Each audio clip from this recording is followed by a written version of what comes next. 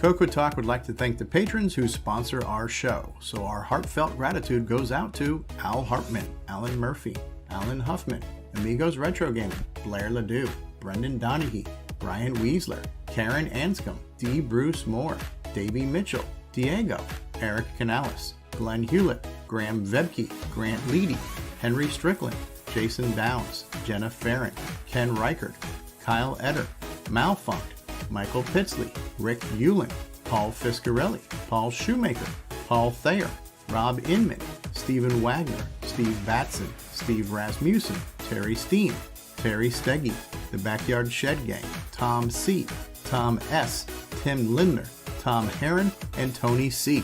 Thank you ever so much, patrons. CoCoTALK is an unscripted live broadcast. Anything can and will happen. The views and opinions expressed by members of the panel and the live audience are their own and not necessarily those of the CoCoTALK show, its sponsors, affiliates, or subsidiaries.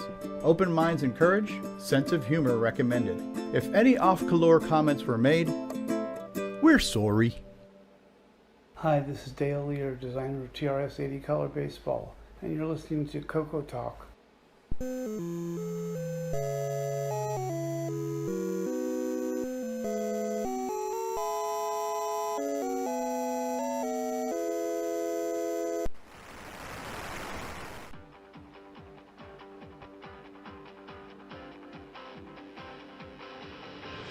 This is CoCoTALK, the world's leading live talk show featuring the Tandy Color computer. It's time to drop your socks, grab your real-time clocks, and let's rock.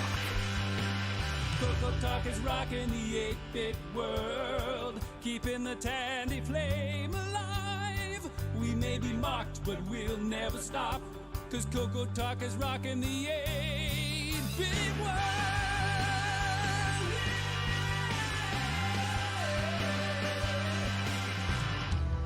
Welcome to CoCoTALK, episode 218. Special guest, Stefan Vogt.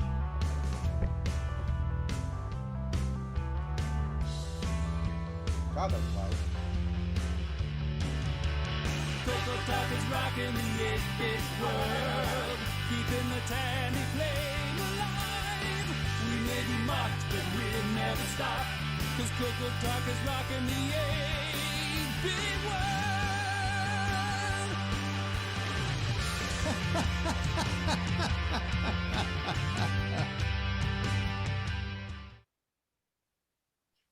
Hello, everybody. Hello.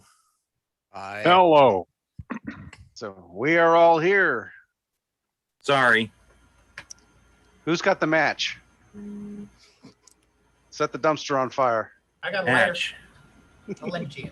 I think it's already been smoldering since the pre-show started, so no match probably required. Okay, I guess let's start off with the panel introductions. So as long as it'll move on me here. Marco, you're first up. We'll start in that corner. Hey there, glad to be here. Yeah, all ready with the links today? I am. Cool. And skip over 2 places. L. Curtis Boyle. Hello, everyone. Welcome to the show. All right. Next up, Patrick. Greetings, all. And next person up, got to hit the right buttons. Here we go. Nick Marotta. Hello. happy to be here. I'm not going to push it 3 times. No, that's good. That'd be overkill. That'd be taking a joke and milking it. We never do that. Nah, never. Never. Isn't that right? All right. Next over, Ron Delvo. Yes, welcome, everyone. Anything interesting in the sky tonight? There's always something interesting, especially in the morning. Okay. Next up, we have from Amigos Retro Gaming, Boat of Car. Hi, everybody. Okay. Hey, And John. John, okay. Couldn't remember his name, sorry. Next up is George, who later will be giving us a lesson in assembly. Right, you're back to sleep class. Hello, everybody. Way to upsell it, George.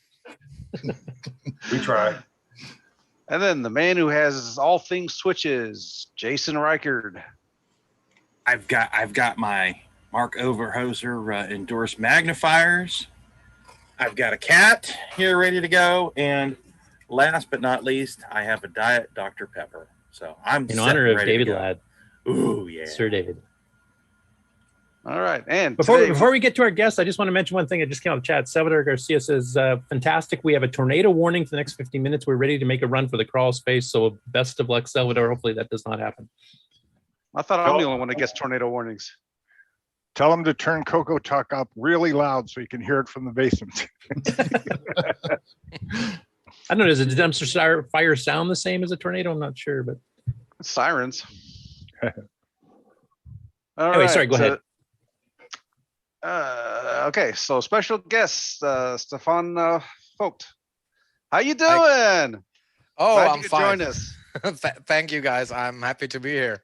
Thanks.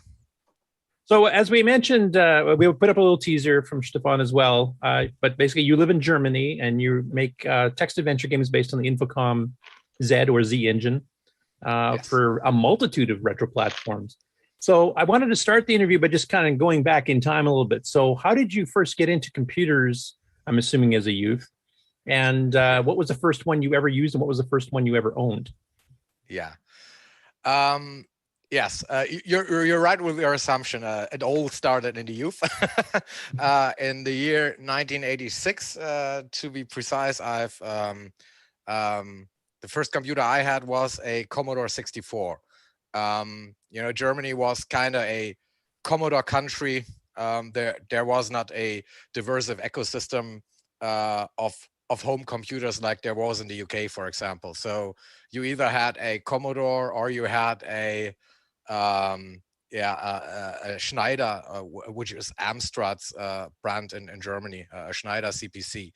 Those were the two computers, and I had the Commodore 64, and I've got an Amiga, I think 2 years after that in 1988, and they stayed in my room until the mid 90s. So yeah, you can say I'm pretty much a Commodore person, but of course I grew to a person who's interested in all kinds of retro computers, and I have quite a massive collection here, too big if you ask my wife. So what can I say? I'm just loving old computers, and Mark, if you can spotlight him, I think he actually has some of his old machines that are up on the wall, if I remember correctly. Plus, he's got really cool artwork. Yeah, what are those pictures back there? He does have some cool artwork up there. Oh yeah, well, the pictures, I can try to show a little bit. Here are a few of my hands-on machines as well. The pictures are from the German science fiction series Perry Roden. It's a series that started in the 60s, and it's still going strong. I know that it was published for some time in the US as well, and by Ace.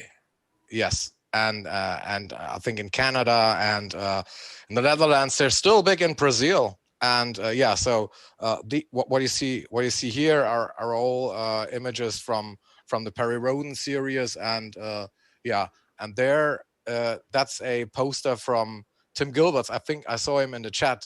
His company Gilsoft, they published an adventure making program called The Quill, which basically is one of the reasons why the UK had such a vibrant and big adventure scene. And it's from his personal collection. He sent me that. I think Mark's still trying to get the pin to work. Yeah, could you hold it for just a sec? I actually lost your video. I'm not sure what this thing is trying to do here.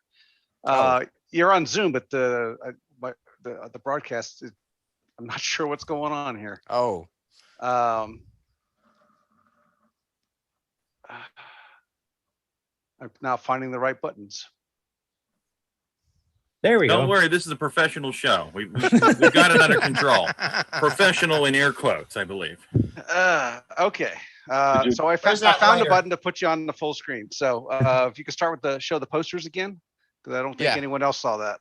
Yeah, sure. Okay. Well, this is old Perry Roden. I just have to. Okay. Yeah. This. Yeah, the this, second this one is, there on the middle. That's the original.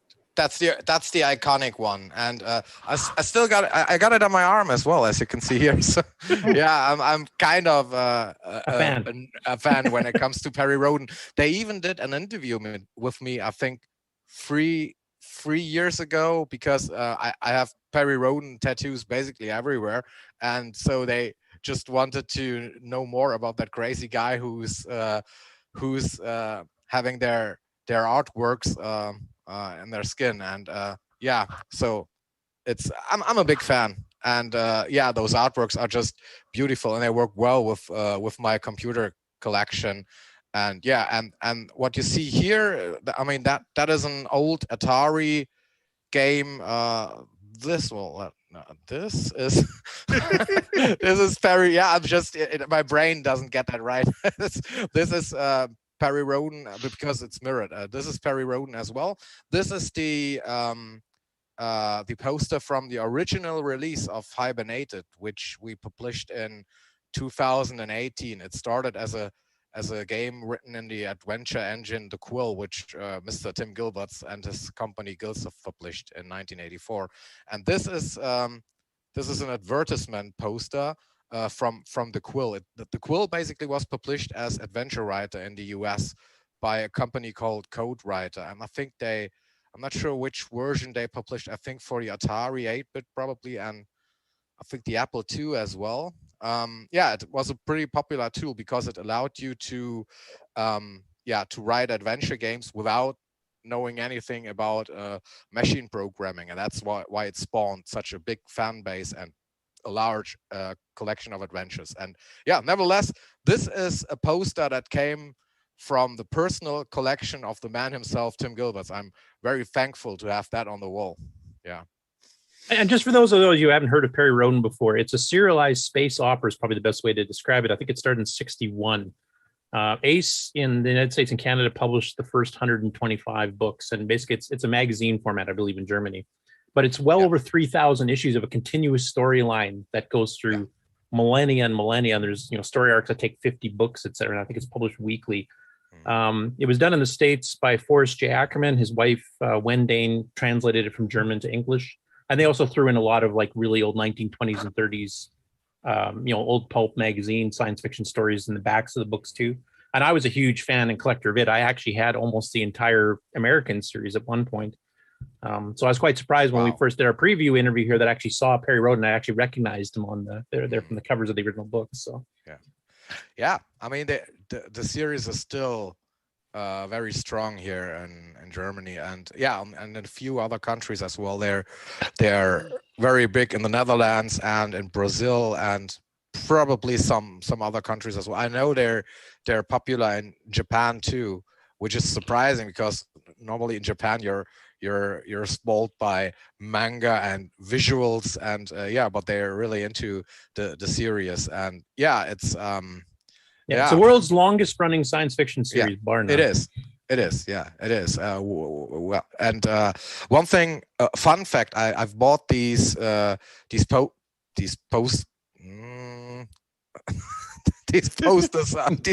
off eBay, and when I think that there was a package of 12 posters, and I've Googled it. They published them in the early 80s as part of you were able to order it, and then you got to go to a Perry Roden convention where you were able to get that your order then.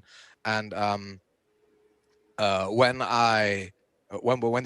this package arrived here and I opened it, I saw that that all the original creators of the Perry Roden series had signed these posters, and they're basically all that. so there's nobody left, and that was really mind-blowing. For example, here's one that is signed by William Waltz, who died in 1981, and he rarely signed something. So I was really blown away to see that happen. I mean, that series has been going on, I think, almost 60 years at this point. So it's Yeah, well, I'm reading it. I'm reading it every week still since the 80s, and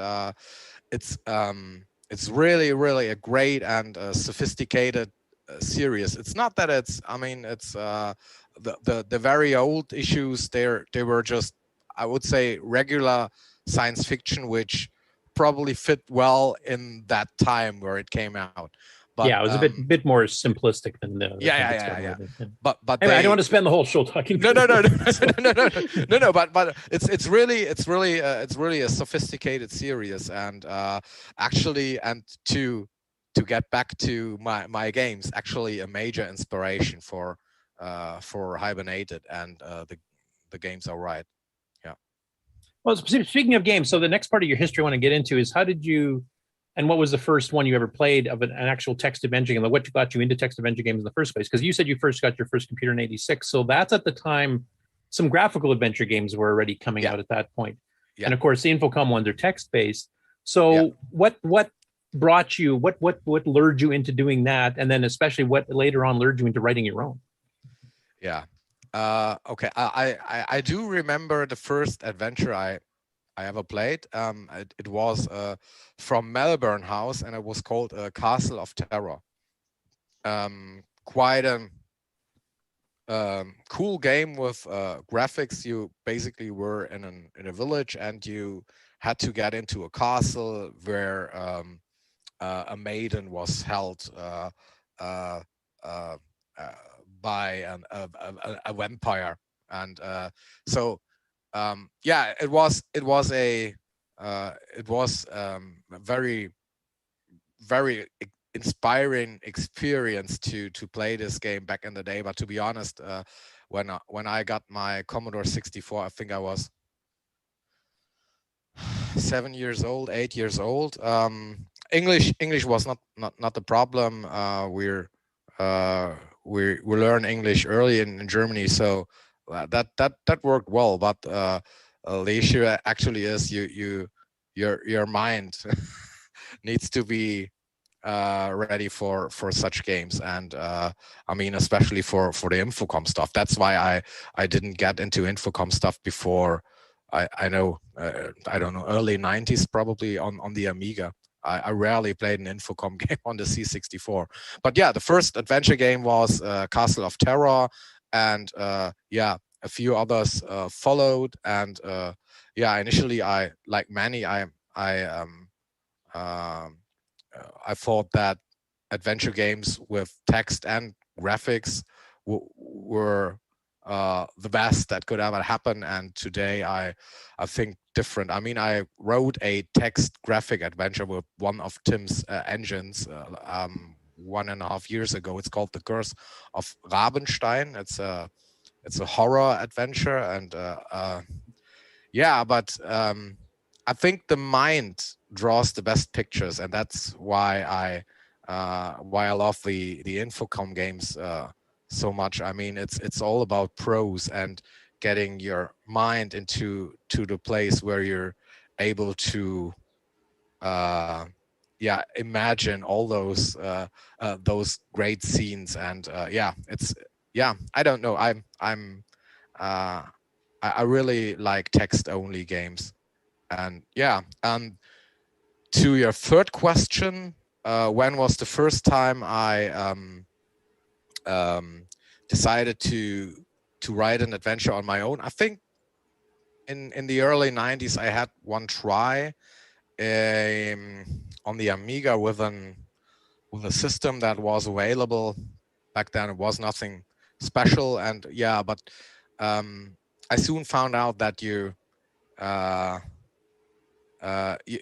a 12-year-old or as a 14-year-old, you won't be able to write a game that competes with great writers or with great games such as the Hitchhiker's Guide to the Galaxy or Infidel, or just think of all these great Infocom games. I mean, probably a few of you will mention Zork now, but to be honest, that's one of the games from Infocom I don't like. It's more like an old school adventure game and Well, it's kind of a port of Colossal Cave, so I mean, it's not an original like some of the other Infocom. Yeah. Really, I mean, it's executed well. You can't deny that, but it's more of an old school adventure game with with a few features. Let's say it like that. Yeah, and but I soon found out that that I wasn't developed far enough to write my own adventure game. So I completely ditched that idea, and I think I came back to retro computing. I left everything behind, and I think I came back to retro computing in 2013, and that happened pretty accidentally. There's a platform here in Germany. It's a platform operated by eBay, and it's called eBay Small Ads, just like small ads. And you were able to write something you'd like to buy or sell, and another person comes by and we'll pick it up. And well, there was a small ad in which was I don't know. I don't know the exact wording, but it was something like, I have a Commodore 64 here. It's like new. And I thought, okay, how can that be? And that ad was, I think, 2 years old already. But I phoned that guy, and it turned out that he bought a Commodore 64 in 1986, and a really rare model, by the way. He because everyone was into computers at that time, but he didn't really get into it, so he turned it on, I think 2 or 3 times, that's what he said, and then he put it back in the box and just stored it in his living room, and that's where it rested until I picked it up. So and I paid, I think, 20 euros for that. And it took it out of the box, it was like new, and it just was perfect. And that hit me hard, and I just got into retro computing again, and I started collecting computers, which is then what you see here, or the box, the boxes here. Yeah, the boxes here. I'll try to. Oh yeah, see that? Yeah. Oh yeah, I get quite the collection there. Yeah. Nice. Well, there's even more, but yeah. Well, you can fit in your office. Yeah, actually, that is my office. I'm working much from home, so yeah. And what can I say? One thing comes to another, and I think in 2015, I had the idea to finish that dream when I was younger and writing my own adventure game.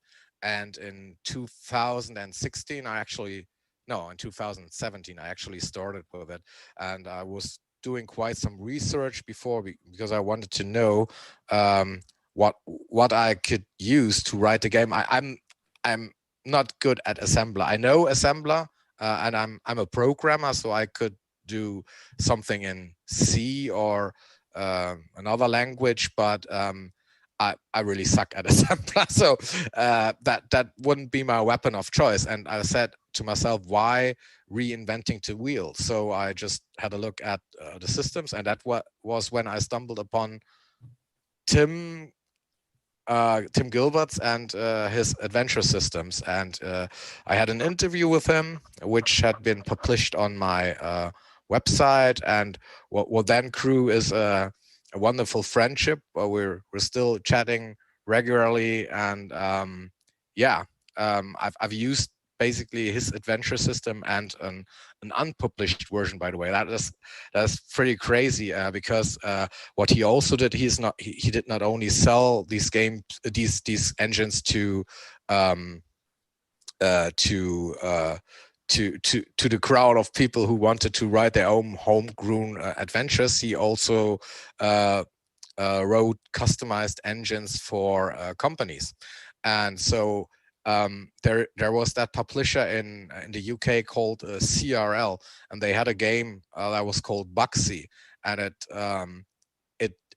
basically they needed to port it from the Spectrum because it was very successful to the Commodore 64, and on the Spectrum there was a newer system from Tim's company called Pause, which allowed you to write more sophisticated games. The Quill basically was restricted to a 2-word parser, and Pause with Pause you were able to write games with which a parser that could understand 4 words. And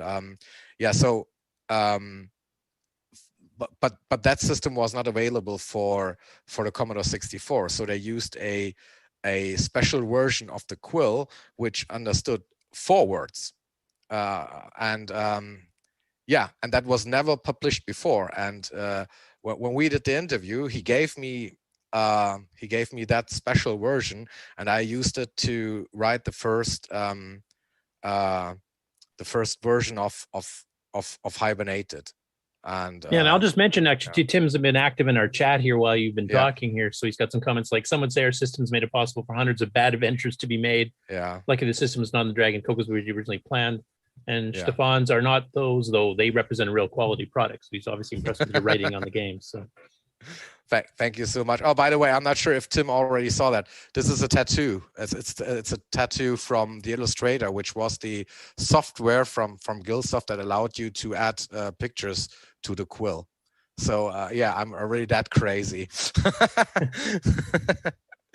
So you ended up writing this game a few years back, and I know you'd mentioned during our pre-interview that it had won an award in a Spectrum magazine, I believe. Yeah, it did win quite a few awards, and the award I'm the most proud of course, is the Crash Smash from the UK cult magazine Crash, which was a ZX Spectrum magazine back in the day, or the ZX Spectrum magazine back in the day, and they're still releasing annuals. I think they've started 4 or 5 years ago on Kickstarter with great success. And so in 2018, Hibernated was one of only 4 games out of, I don't know, I think it was 300 games which they tested, and only 4 games got that Crash Smash award granted, and one was Hibernated, and that was really cool. I mean, I'm still overwhelmed thinking of that, and also considering it was a great game with many people enjoying it all over the world, and it due to how the Quill, the engine is, it's very a low memory profile engine, and due to that you were able to load it from tape, and that's the big difference between the UK scene or the European scene and the US scene. In the US, you guys had disk drives pretty early, and we didn't have that, so everything was distributed on tape. But that means that you can't just load anything on demand like you can do with a Z Machine game. I mean, you're using the whole disk, and it loads there you go. Thank you, Jason. And it loads content on demand. And but I mean, tape is a linear storage media, which means you have to you need to load everything into memory, and or make very distinct parts, like this part you have to play through to a certain point, then you get to the second. Yes. And the Hibernated was that small that you could load everything in memory with and play the game. And so it still blows my mind. And and then I think what we did then, I worked with Tim on that. DAAD, it's one of those systems which he created as an in-house. He created it as an in-house solution for the Spanish Adventure Forge Aventuras AD. It's basically the Spanish Infocom, if you want. So, and they needed an in-house system to develop their adventure games, and Tim provided that. And the Spanish version of that system, I think that it resurfaced around 2015, 2016, when Andrea Samudio, who was the owner of that studio, rediscovered the discs on his attic, and he gave them to the Spanish adventure scene, and they preserved pretty much everything from it. Not really everything, because bits were broken. For example, the Commodore 64 interpreter was even broken for the Spanish version. But yeah, overall, what the Spanish people did, the system understood Spanish and English, but they deleted just like all the English interpreters from the discs to save space. And so yeah, basically the English version was pretty much lost in time. And and I worked closely with Tim to make that whole again. And we released it, I think, in 2018, 2019, to great attention. And it's one of those things I'm very proud of, and so one of those things I know Tim is very proud of, because it's really a great system. It basically is a light Z machine engine, not really like that, because you had to do a little bit more from hand, but the logic is the same. You compile to a database which you put on the host system, and then an interpreter will run the game. Yeah. So I guess like the one thing that you've done that's a bit more unique is that you've made it extensively cross-platform, as you mentioned before. 25 different platforms are supported, from old 8-bit machines to 16-bit machines, etc. What was the impetus for going massive cross-platform? Was that your idea? Was that because you were working with Tim and he already had a cross-platform engine kind of going, or what made you decide to take on 25 different systems with different screen sizes and all kinds of things? Yeah, well, yeah, a few things happened.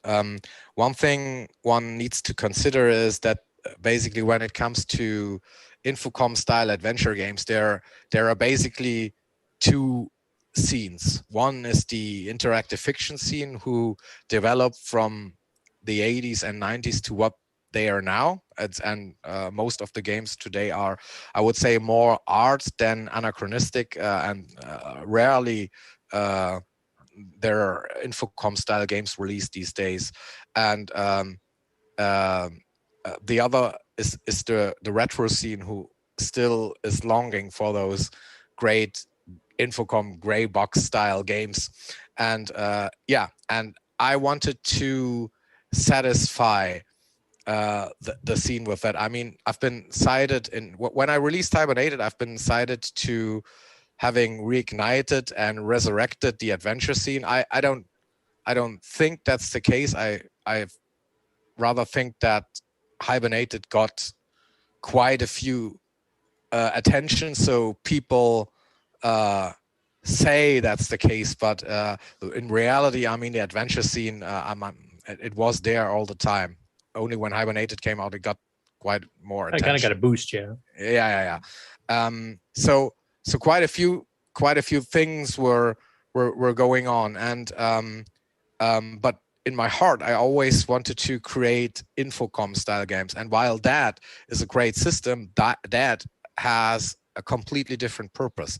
It's not like Infocom's Z machine, which is optimized for text-only games, and you could really, I mean, it really serves the term interactive fiction well, because that's what it is. It's like a book, which is interactive, and that is basically a system that allows to create graphic text adventures. So that's its strength. You can create graphic text adventure for, I don't know, Rabenstein, I think it was released for 7 platforms. Well, let me try to get them all together. Commodore 64, ZX Spectrum, CPC, Commodore Plus 4, Amiga, Atari ST, and DOS. And if Tim is still in the chat, he might know if I have forgotten something now. But I think that were pretty much the ports we did. And yeah, so for me, it was always clear that I wanted to. So I wrote that game, and Rammstein was a great game, and it was very, very, very successful. Also in terms of sales, ask my publisher, he's still selling it like crazy. And but I always wanted to really create an Infocom style adventure game, and for that I knew I had to go back to the Z machine. But the problem is the only way to go back to the Z machine is either you use the Zeal programming language, which is the Zork interpreted language, what Infocom did back in the day. It's an dialect of, I don't know, but it's hardly readable. Oh, Cat, hi. It's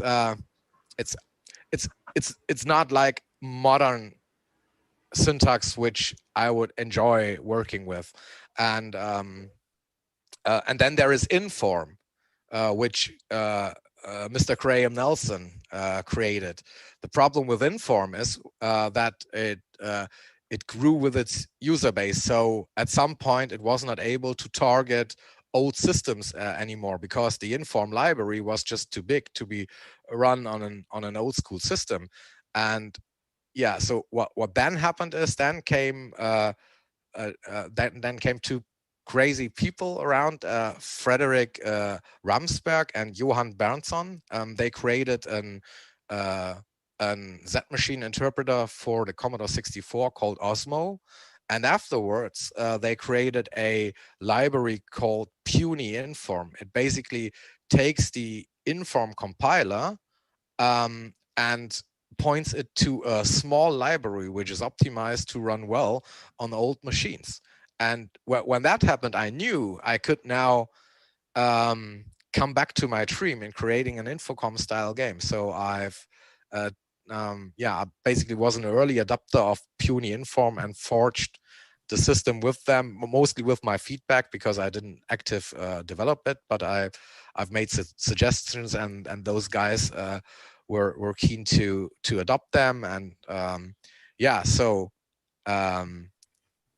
I started working on the sequel of Hibernated. I started working on Hibernated 2, but the more I developed the game, the more, I was really happy because I saw my vision of an Infocom game becoming reality. But there were two things that bothered me. One is that there was a paradoxon, because if you look at Hibernated 2 and it's released for, I don't know, countless platforms, and Hibernated 1 is only available for 7. So what does that person who has an Atari 8-bit, what is he supposed to do? He can't play the first part because only the second part is available for his platform. And the other issue was that with the style I've created with Hibernated 2, which really is what I consider interactive fiction, I've basically moved too far away from what Hibernated 1 was. And that's why I created the director's cut, by the way. It's a complete rewrite of the original game in basically with the engine and changes I made to the Puny Inform library for Hibernated 2. So yeah, that's the long story. And what I did then is I created a set of build tools because that actually was just before you go into the build tools, just Yeah. ask Mark here. Can I share the screen? Because actually I'm going to have his little Twitter account up here, because he actually just made an announcement recently for another build tool. Yeah, build you tool can have the edition screen. Sure, I drink beer. here. Yeah, perfect timing.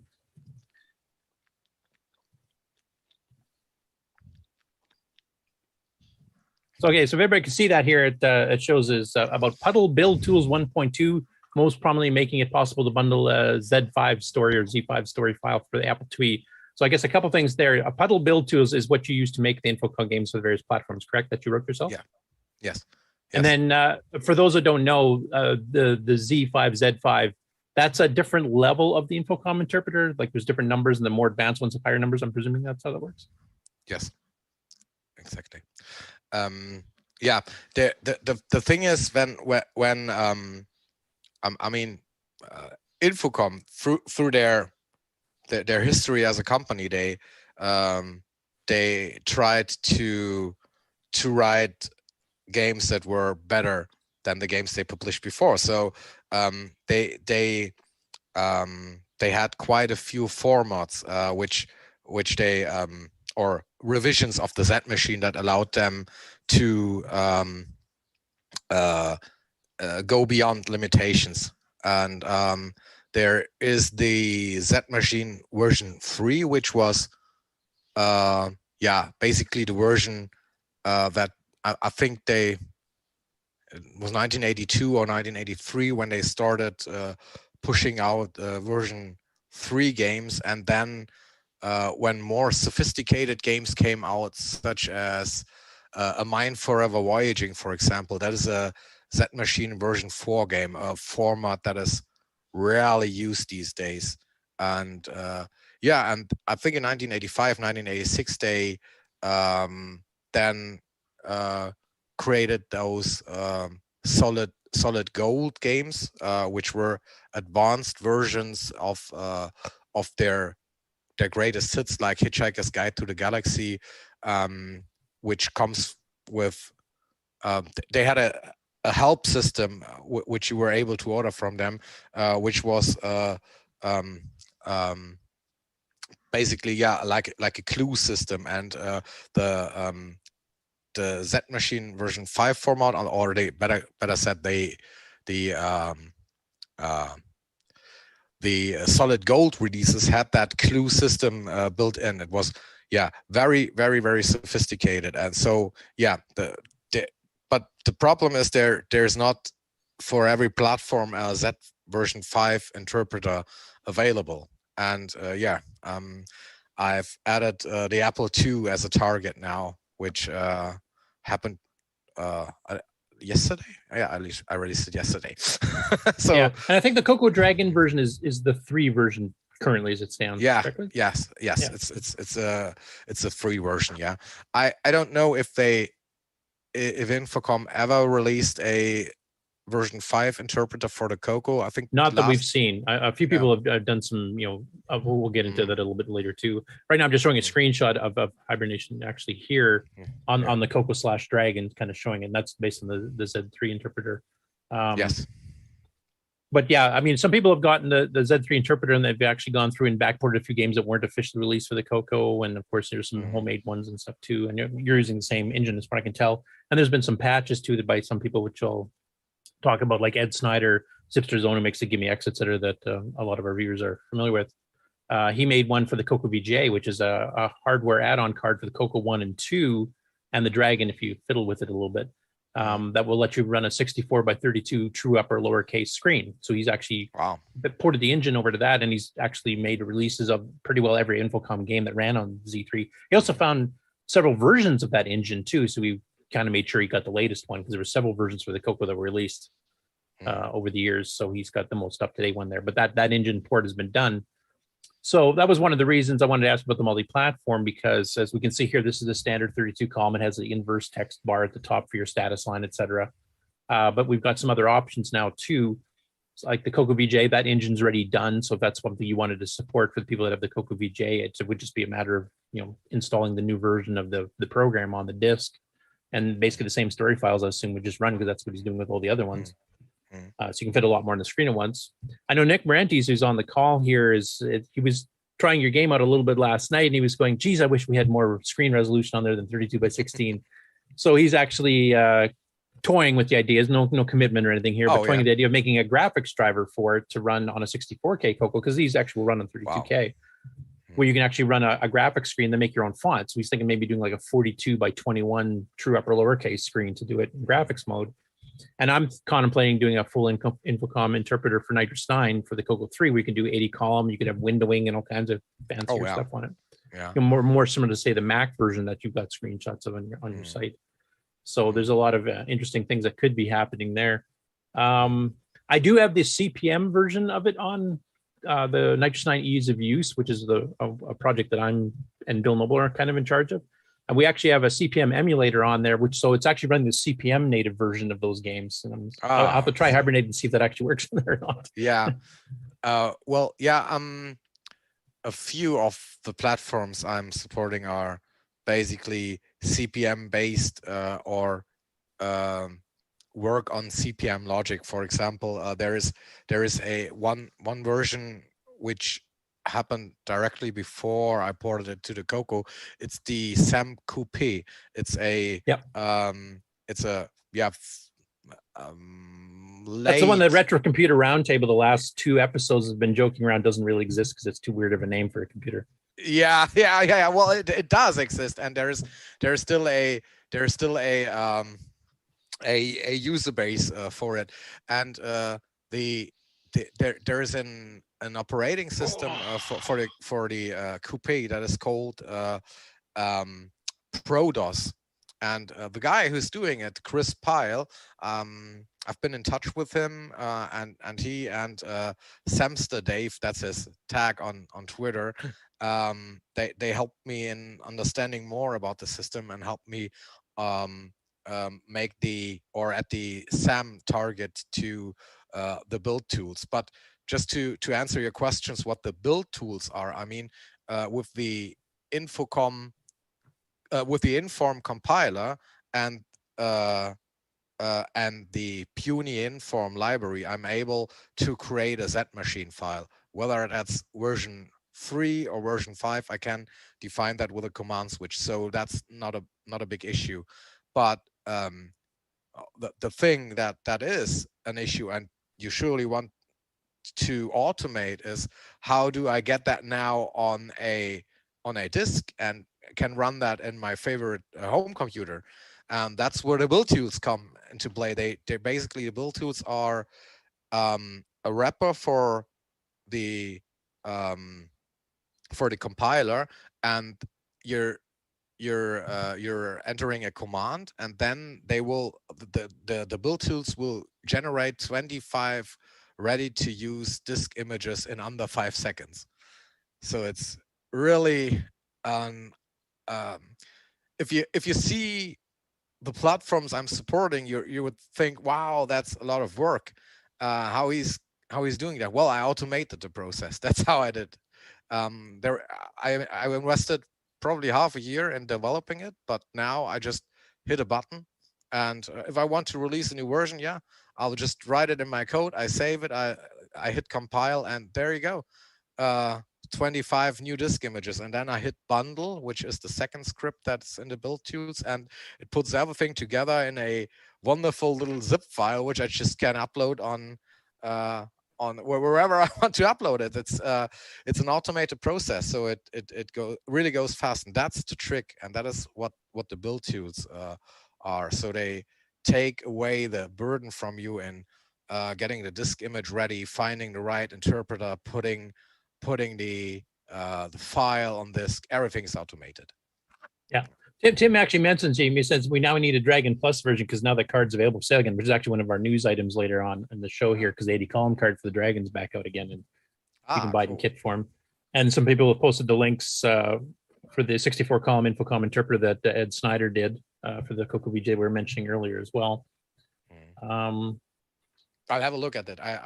If that's, I mean, that's a no-brainer to add that to the build tools, so that if people have that hardware enhancement, they can just enjoy 64 columns. No problem with that. And the surprise I wanted to give you too is that there's been another, and this will be in the news upcoming as well, is that there's now an MC10 version of the Z interpreter. So the MC10 and the Alice from France can now run it if you have the new SD32X card. I can't remember the exact name, but it's a SD card adapter, kind of virtualizes a hard drive and gives you a 32K memory expansion. And Darren Atkinson, who designed a ton of stuff. He designed the CoCo STC, for example. He actually just released that this week as well. So now there's another platform you can add it to your list. So. Oh wow, yeah, that's really great to hear. That is I mean, I'm sorry, I just have to ask a question. That the MC10 is a lighter version of the CoCo? It's kind of a cousin. It doesn't use the same CPU. It uses 6803, but it's using the same VDG chip, the same video display generator chip. So the text mode that we showed in your screenshot here is exactly the same. The screen setup is basically the same. So okay. So the engine's been ported. Yeah, actually, here, let me stop sharing for a second. I'll let there it is. Yeah. Let our listeners take a look at Mark, if you can highlight whoever was holding up the MC10, I kind of missed that. Yeah. Who else would be holding up an MC10? Yeah, there you go. There we That's go, the right MC10. there. Yeah, there it is. That's a beautiful machine. I need to add that. Yeah, to the keyboard is wonderful. It's fighting for competition with the Spectre. Yeah. the irony. And there's a French cousin as well called the Alice, which is a red version of that was manufactured in France. So I want a red one. I've seen that, but I didn't know they are related. Yeah. They're pretty well clones. Now the Alice went further. Like Tandy only sold the MC10 for basically about a year or two, and then it this was when they were trying to compete with the ZX81. And of course, that whole market by the time they finally brought out the MC10 was already going down because VIC 20s and Cover 64s were getting cheap enough. Why do you want something with a little tiny keyboard and hard to type on when you can actually get a full size one for just about the same price and with a lot more power? So it didn't last too long. But the Alice, they actually made sequels that had 80 columns added and a secondary video chip and a whole bunch of stuff. So it went far and above beyond. Wow. So the next thing I want to do is I'll share my screen again here because I've actually got a couple pictures of your distribution boxes for it. And then I'm going to open the floor to questions from people other than me because I'm kind of hogging you the whole show here. So no worries. I'm just going to figure out where the heck I put that screen. So the basically, it looks like your boxes are similar between you just change a little label in the lower left corner, which is kind of how they were sold through Tandy, et cetera, too. But this is the actual director's cut hibernated one box. And you'll see this is the Tandy color computer one here. And then the Dragon one is basically similar with just, Dragon 64 in this case. Now, I was going to ask you on the Dragon, does it require Dragon 64 or will it work on a Dragon 32 as well? Or do you know? No, it won't work on the Dragon 32. It needs the problem is the cat. I just please go away. The problem is the Dragon part happened. I won't say accidentally, but I was happy to find out because I was looking for a way to get the game running on the Dragon. And I was chatting with Tim, I think 2 or 3 days before I've made the port, and he was pretty excited about a Dragon port because I know he has a soft spot for the Dragon. I mean, he's from Wales, and those computers were built in Port Talbot, which is I think 20 kilometers from where Tim lives. So I've tried finding a way to porting the game to the Dragon without much efforts, and I stumbled upon a thread in a Spanish forum with a guy called, I think Pera is his name. He basically he basically created he hacked the original Infocom interpreter and created a program which you load into memory, and then you provide a second disk from which you load the game, and it's basically I was really crazy to getting that done. I'm not sure how to say that. It's basically it's a Dragon disk, but inside the Dragon disk there's a CoCo disk amped. it's crazy. So the Dragon version, disk, the Dragon version actually it's just the interpreter, and then it loads the CoCo disk. It's really crazy. And he in that forum thread, I mean, he did all the work, and what he also did is he posted every Infocom game that ever was converted into the right disk format. The problem was he didn't post anything about how he did that. So I had to analyze the disk in hex editor, and finding the bytes that he added to make this work. I saw where the CoCo disk started and where it ended, but there was stuff before and after. So I thought maybe if I copy that and create a script that appends the CoCo disk to these bytes, maybe it works. And it did work. But hell, that was a nightmare. But yeah, so the Dragon and the CoCo are very similar hardware-wise, but one thing they did do quite differently was the disk operating system. So they're both using 256 sector or bytes per sector, and same number of tracks, etc. But like the CoCo stores its directory on track 17, and it uses a granule, which is a 9-sector block to allocate the bitmap. Or the Dragon, I think, if I remember, stores the directory on track 0, and it actually does it by sector, not by granule. So to make a hybrid disk where you're mixing the two, I mean, the actual physical sectors could be the same, but the whole directory structure is totally different and different spots. So you can kind of mix and match them. That's I mean, that's if you try to read this Franken disk schizoid disks, or Franken disk is what we usually call them. If you try to show the directory on the Dragon, it will just show nothing, but it works. But that's the reason why it only works on the Dragon 64, because you load the whole engine and probably also the logic to understand the CoCo disk format, which is amped into that CoCo disk, and that's the reason why it only is working on a 64, I guess. But okay. Okay, so now I want to open up the floor to questions from anybody else, and also if anybody's been monitoring the chat here, if you've seen any questions there that should be asked as well. I've been kind of monitoring it kind of out of the corner of my eye, but not too closely. So if anybody has any questions on the CoCo version, the Dragon version, or in John's case, maybe on the Amiga and Spectrum and Atari 8-bit and all the other versions there too. Also, I believe you have the game. It's on itch.io, but you can actually get it for free. It's one of those pay what you feel like type things. So if anybody wants to try it and hasn't already, it can be a free download, and if you like it, send some money. He needs beer. Itch.io basically says pay what you want, but I would go as far. It's free, but if you feel the urge to donate something, I wouldn't mind. But you do sell the box version though as well. Where yes, that's my publisher does that. So I'm of course close to the company publishing my games, but it's more like when our collaboration started, Polyplay, they're great because they're just open to release everything, and they just don't have any objections. They're even trying to push me to release more platforms. So it's really the right publisher for me. And when this whole engagement between me and Polyplay started, we were trying to evaluate how that could be honored. And I said, I don't want anything for that.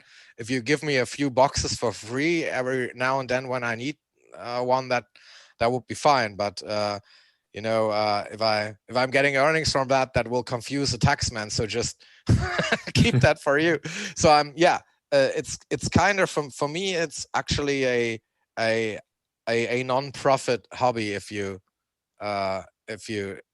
consider it. I mean, obviously I've got some donations, and that allows me to buy a beer every now and then, which I'm very grateful, and I see that and I see that people enjoy my games, which is all that matters. I mean, that's why I'm doing that. I just want to recreate that feeling you had as a child when we were sitting in front of one of those great Infocom games, and it just blew your mind. You said, wow, that's something very special. And that's all that matters for me. So those boxes are published by Polyplay, and I could get earnings from that, but I rejected that. So it's but I'm not the person who publishes that. Okay. So opening the floor up, if anybody's been monitoring the chat, and there's some questions that we want to forward from there to Stefan. But the rest of you, I don't know if you guys have had a chance to play the game yet, or maybe we'll try it right after the show sometime this week. But any questions you have for him on the game itself, on the Infocom engine, doing cross-platform development, that type of thing? Well, maybe not specific to the game though, but I'd be curious if he could share, just kind of tell us some of the machines that he has behind him there. He has kind of a nice collection of computers there. Just you don't have to lift them up, but maybe just kind of point and what model they are. I can You guys see that? Yeah. Well, I can try. Oh, you see my belly. That is basically an Atari 800 XL. That is a Amstrad or Schneider CPC. That is a Commodore Plus 4, which I'm not sure if it was called Plus 4 in the US. I'm not sure if you guys had that one at all. It was. yeah, it was. Okay. We did get the Plus 4. It was not a runaway success. Yeah, yeah, it wasn't either here in Europe, but they sold it in the early 90s. They sold it like hell to Hungary. That's why the biggest Plus 4 scene in the world is still in Hungary these days. It's amazing. And this is a Commodore 64 with a Black 1084 monitor. These are you get a kidney cheaper on the black market. And this is a Spectrum Plus 3. And I also here's a collection. All these boxes are stuffed with all kinds of computers, and there's even more here. Yeah, well, I can't. Yeah. No, that's fine. No, you just had a nice display there, and I'm assuming all of them are working systems. Yes. Yeah. Well, that's really hands-on. You just you just turn them on, and you can instantly play. I mean, that's what we yeah. I mean, and now is COVID, so we moved away from that. But before we met regular here with the boys, and we just turned on an old machine and we started playing the shit out of them. Sounds like a good time. Yeah.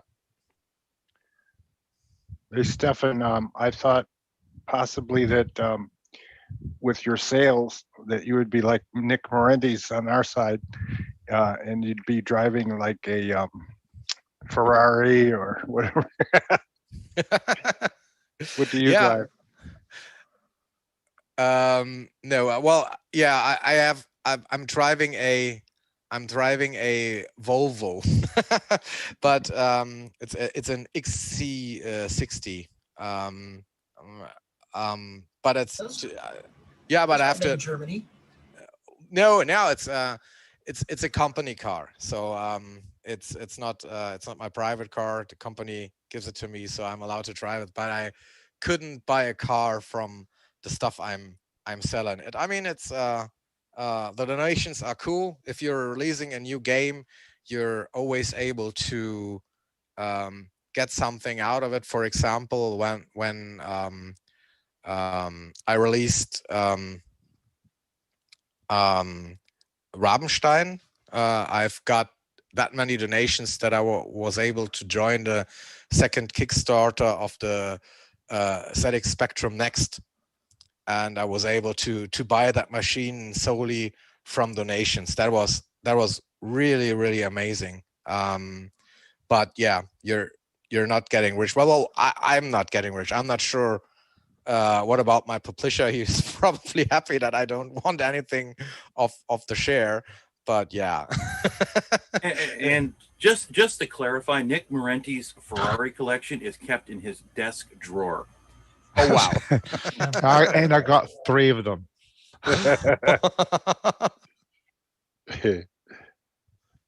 Yeah.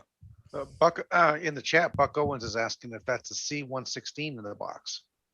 Yes. You mean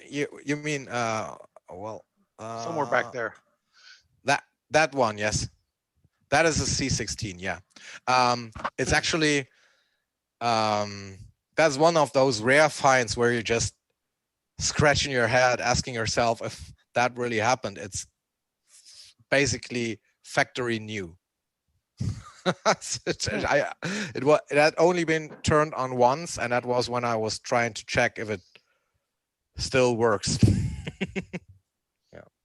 So which machine would you push to the side so you can put a color computer there? You're mentioning the right thing. Well, there are more machines which you can't see on the picture. If I'm going here, I have an Amiga and an Atari ST, and there is one shelf left where I could put another computer in, and I'm just trying to get physical with the CoCo. So means I'm looking on eBay to find a machine that then hopefully finds a new home here in Berlin. But yeah, problem is the CoCo was not very known in Germany or in Europe at all.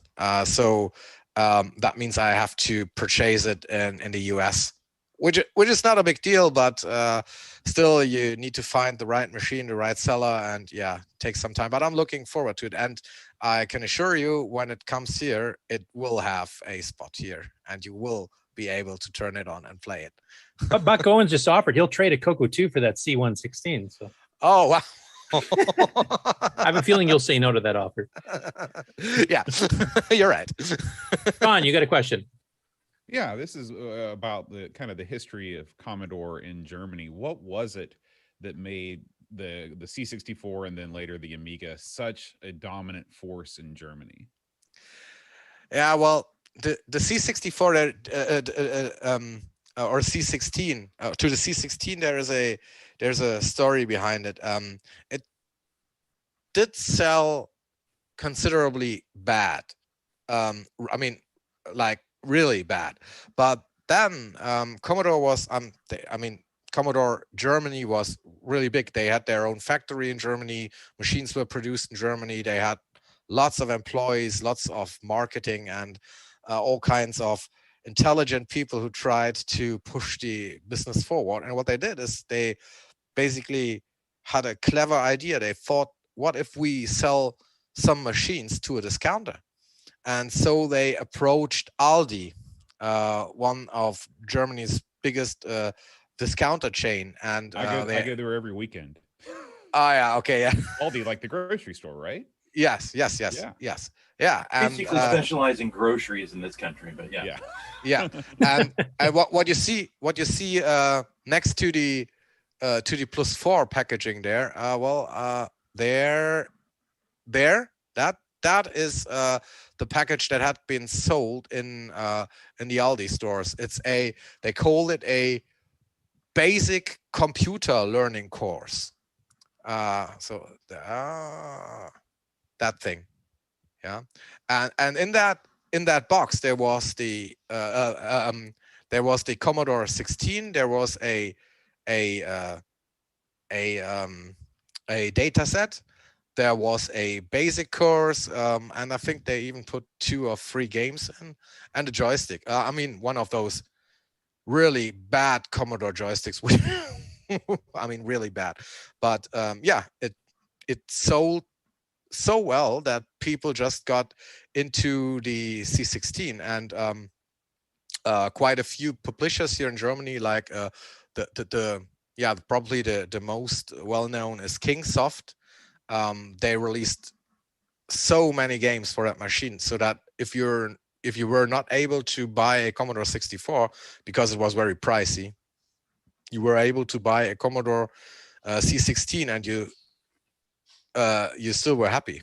So that's what made this machine so successful. What was the other machine you were asking about? I've forgotten it. Oh, well, I was just asking about Commodore in general. I know that I do a podcast about the Amiga, and my buddy got a D9090 hard drive for the C64, one of these ultra rare machines, and some guy and his girlfriend flew from Germany to where we live in Hurricane, West Virginia, to pick it up. And so I knew that the Germans were hardcore about their Commodore stuff when that happened. And I guess that just when people got the C16, they kept within the Commodore family. They bought the C64 then the Amiga and so on, right? Yeah, absolutely. And I mean, people were crazy with the C16. They even I think Kingsoft published a hardware enhancement that allowed to upgrade the C16 to 64 kilobytes of RAM, and it's a vibrant Commodore scene in Germany still. I think if you look at the market share, I would go as far and say that probably 80% of the home computers of the 80s were here in Germany were Commodore. and then there was maybe 10% was the CPC, and then came all the rest. It's yeah, I mean, there were a few Spectrums here.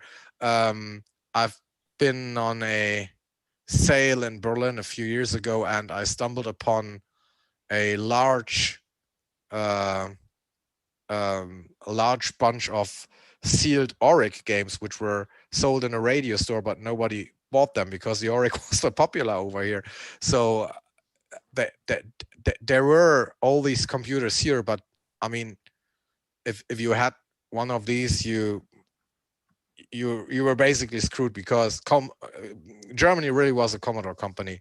So yeah, I mean, I'm just one of, I think 9 out of 10, they just ran through the completely same situation I did, which means you first had the Commodore C6, you had the C64, and then you later got the Amiga, and that's how I started. I had the Amiga 500 with a hardware expansion to 1 megabytes of RAM, and yeah, and I kept those two computers I think till 1984, and then I moved on to DOS. So I've been late to the DOS party and our IBM PC based systems.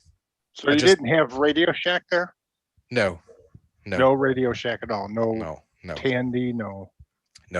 Well, I mean, obviously there were a few machines over here. I learned that from Torsten, who was so kind to invite me to our CoCo Discord, and he told me that his dad got his hands on some machines. I don't remember how, but so there were a few here, but really, if you would have told me back in the day, do you have a CoCo, and I would have to admit that I wouldn't have known what computer you're talking about. So would you have known the Model 1?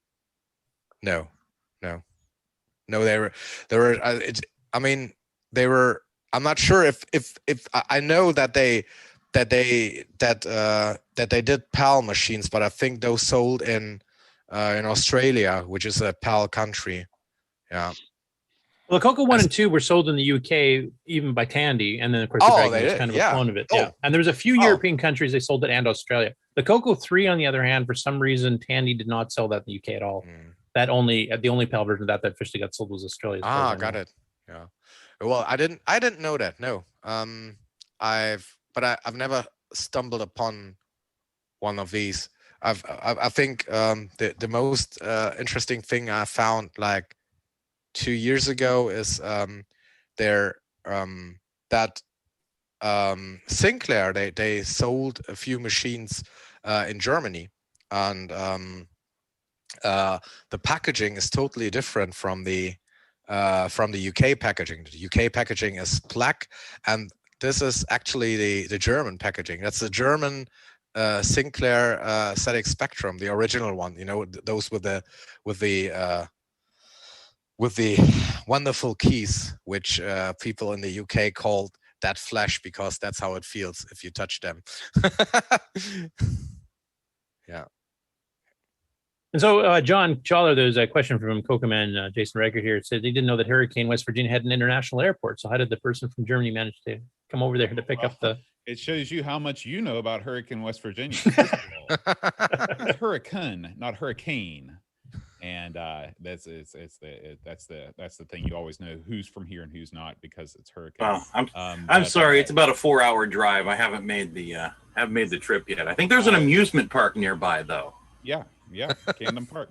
But the Charleston Airport, Yeager Airport, is an international airport. Now, are there direct flights from Germany to Charleston? No, there's not. We go to you can't catch the express from Berlin to Charleston. You've got to go up to you've got to go through Atlanta to get here. But it is a 2-stop flight to most European destinations, which isn't bad. I think everywhere you have to go through to Atlanta. I think even to go to Atlanta, you have to go through Atlanta. Yeah, you're right. You're absolutely right. Over here in the States, we have large conferences. There's a East Coast, a Midwest, and a West Coast conferences, that are on retro computers and stuff. Do you have similar events in your country, and do you participate in them? Yeah, well, there are a few events, and I'm always keen being part of that. Obviously now due to COVID, things have paused, and I hope everything will resume soon as the world gets out of this pandemic.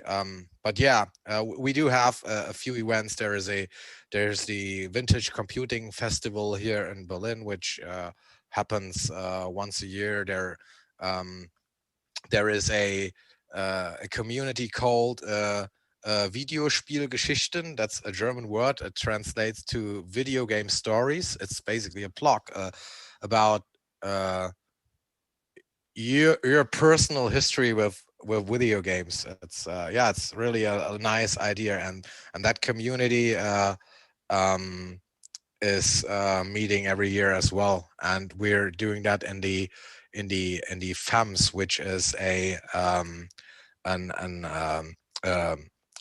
pinball and arcade museum in near Frankfurt. So yeah, we do have these events, and I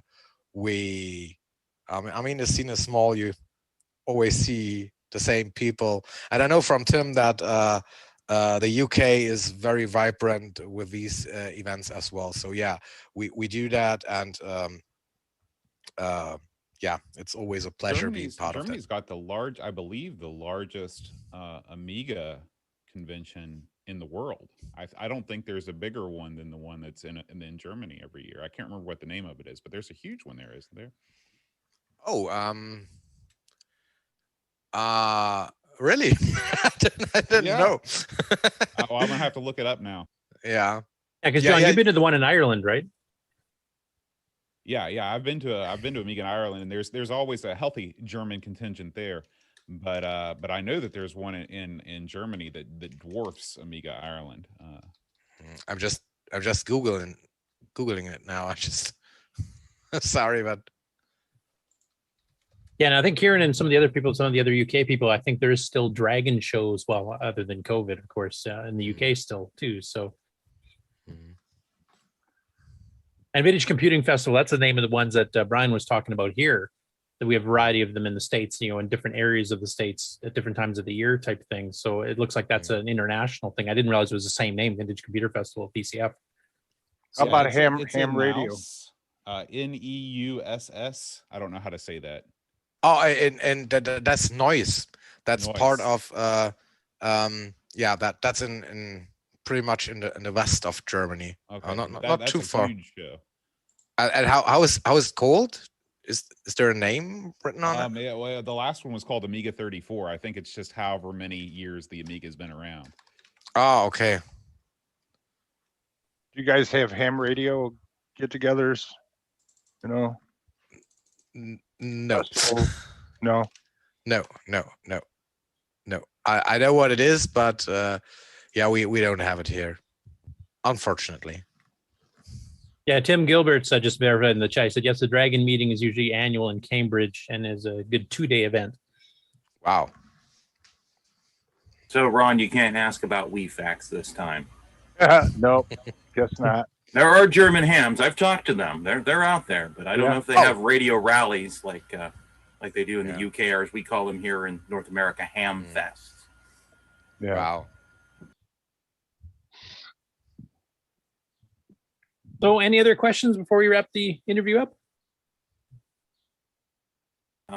Okay. Well, how many cats do you have? We saw one. 4. 4. Okay. Yeah. So explain that, I think, just before you got on, Jason. As I said, okay, I must have missed that, but I only saw how many on camera is that? That's that one, and there is another one behind. Oh, behind. Okay. Yeah, he's sleeping. It's 4 cats. Okay, well, we've had 2 on camera. My cat, I think our cat count for this episode is at least at 3 right now. Yeah, mine's just right over there. Okay, well, that makes it 4. Hasn't barfed yet. Of course, your camera's off, so we can't tell if you're lying or not there, Mark. But yeah, it could be a stunt cat. Yeah, I think you can can't just have enough cats on a show. So that's pretty cool. No, there's the cat. Yeah, they love to interrupt, and when they're ready for their close up, they're ready for their close up. Oh yeah. Mine just barfed at the beginning of the show. Yes, you're rather famous for that. Mark's like, I'll be right back. The cat just barfed on the floor. Yeah, that's awesome. This show has always been cat heavy. Yeah, where's your cat, Mark? You usually have a cat going through your frame. Unfortunately, she died a couple of weeks ago. Oh, I'm sorry. Yeah, I had her 9 years. She wasn't young when I got her, so hope she lived a good life. I'll probably get another one, but not right away. I understand. Yeah. Okay, if there's no more questions, I mean, thanks for Tim Gilberts for being in the chat here. We'll have to get him on at some point too. Talk about the porting of stuff, and also to get his perspective on the UK scene, and of course he's in Wales near the Dragon, so he knows the Dragon as well. And I think you'd mentioned when you were interviewing him, because I did take a very brief look before I got on the show here. It sounds like he did do some Dragon development on actual languages or something. I can't remember.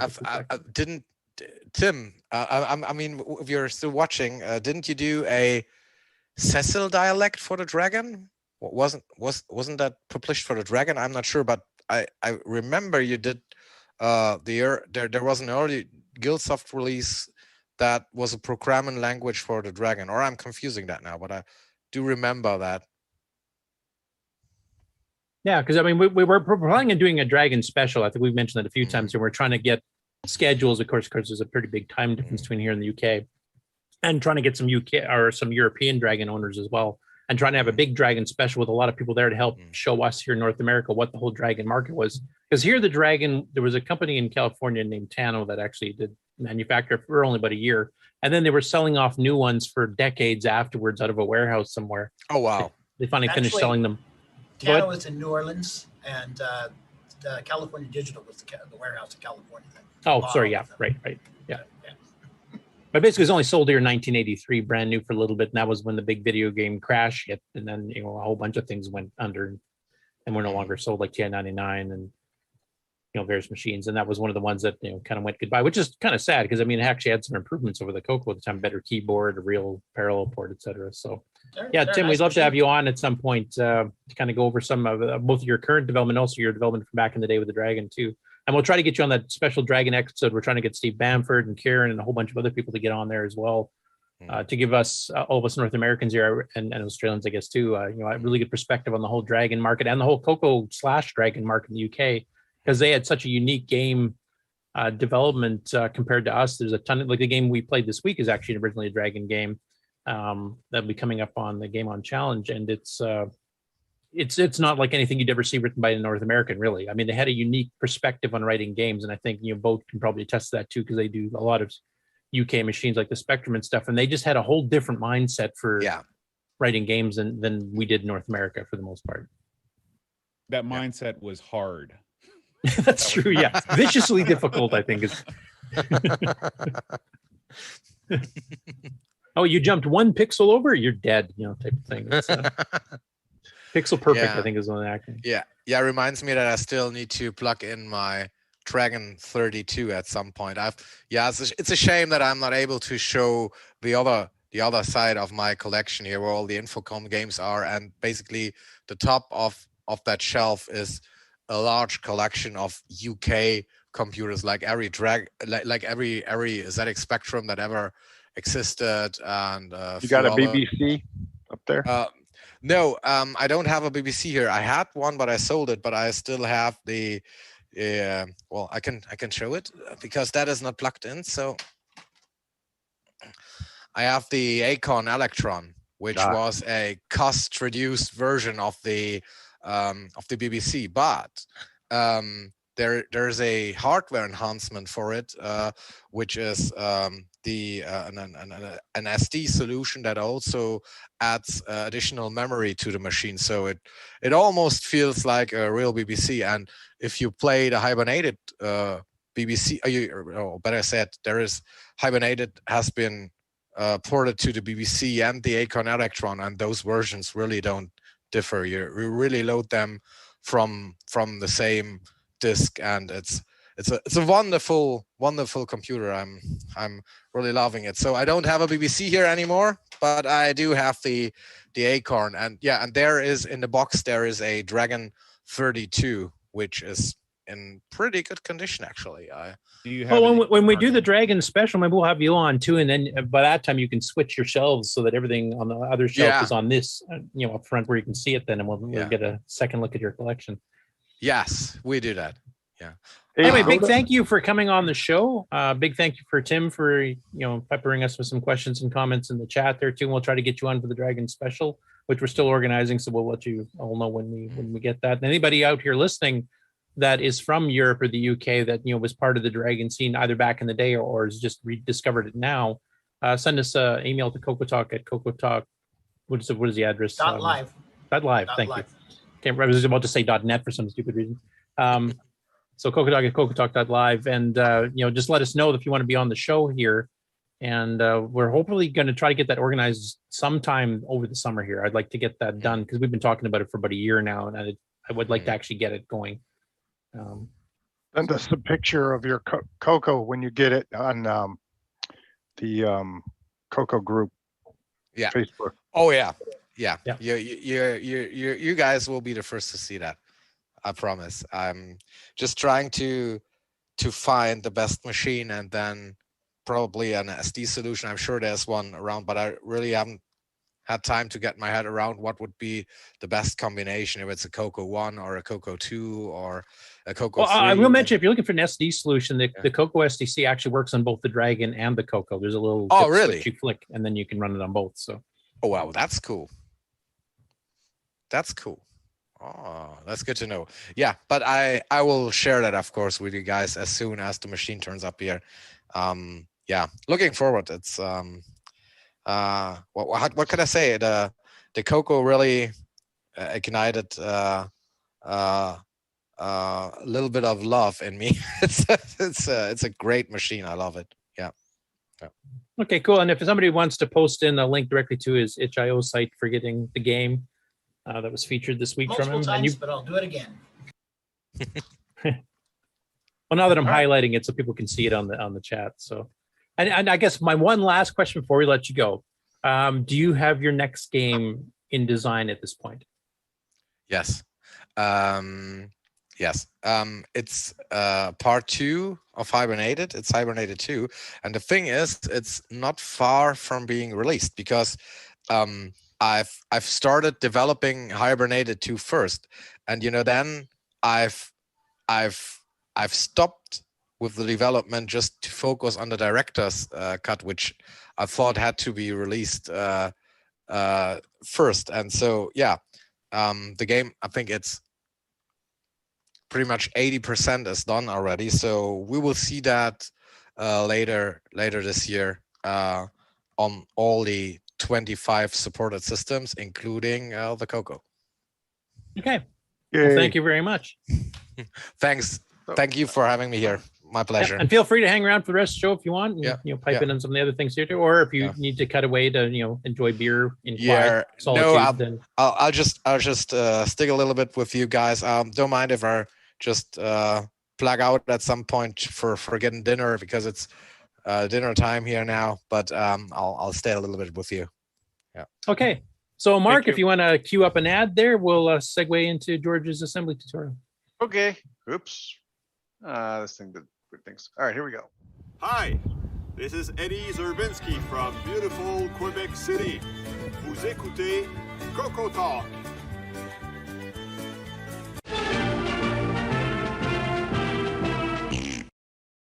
As you're enjoying CoCoTALK, we also want to remind you about the CoCo Discord server. This is a place where people come to connect, to ask questions, to provide answers, to share information, and to socialize. So when you're done, why don't you head on over to the CoCo Discord server and we'll continue the conversation there. The easy to remember link is discord.cocotalk.live. See you on Discord. CoCo123 is the Glenside Color Computer Club community newsletter that's been in publication since 1985. While the Rainbow magazine may be gone, it doesn't mean you still can't have a cool CoCo periodical. Head on over to the Glenside Color Computer website at glensideccc.com and then click on the Documents link to view all the past issues of the CoCo 123 newsletter. Not only can you read all of the past and present issues, we'd also love to hear some submissions from you. So if you'd like to send an article, a column, something to talk about, maybe even a program listing, send an email to glensideccc@gmail.com. We'd love to hear from you.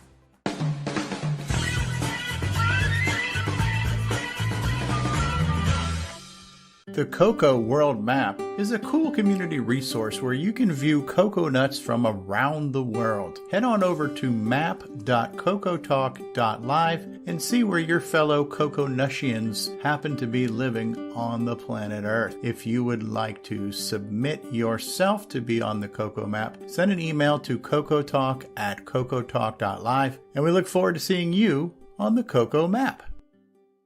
Hey guys, it's Stevie Strode. If you've been watching CoCoTALK for a while, hopefully you understand that everyone is welcome to join this show. You don't need an impressive resume to get on. You just need to enjoy the CoCo and be willing to talk about it. There is no wrong way to CoCo. There is no wrong way to be a fan of the CoCo. There's no wrong way to be on CoCoTALK.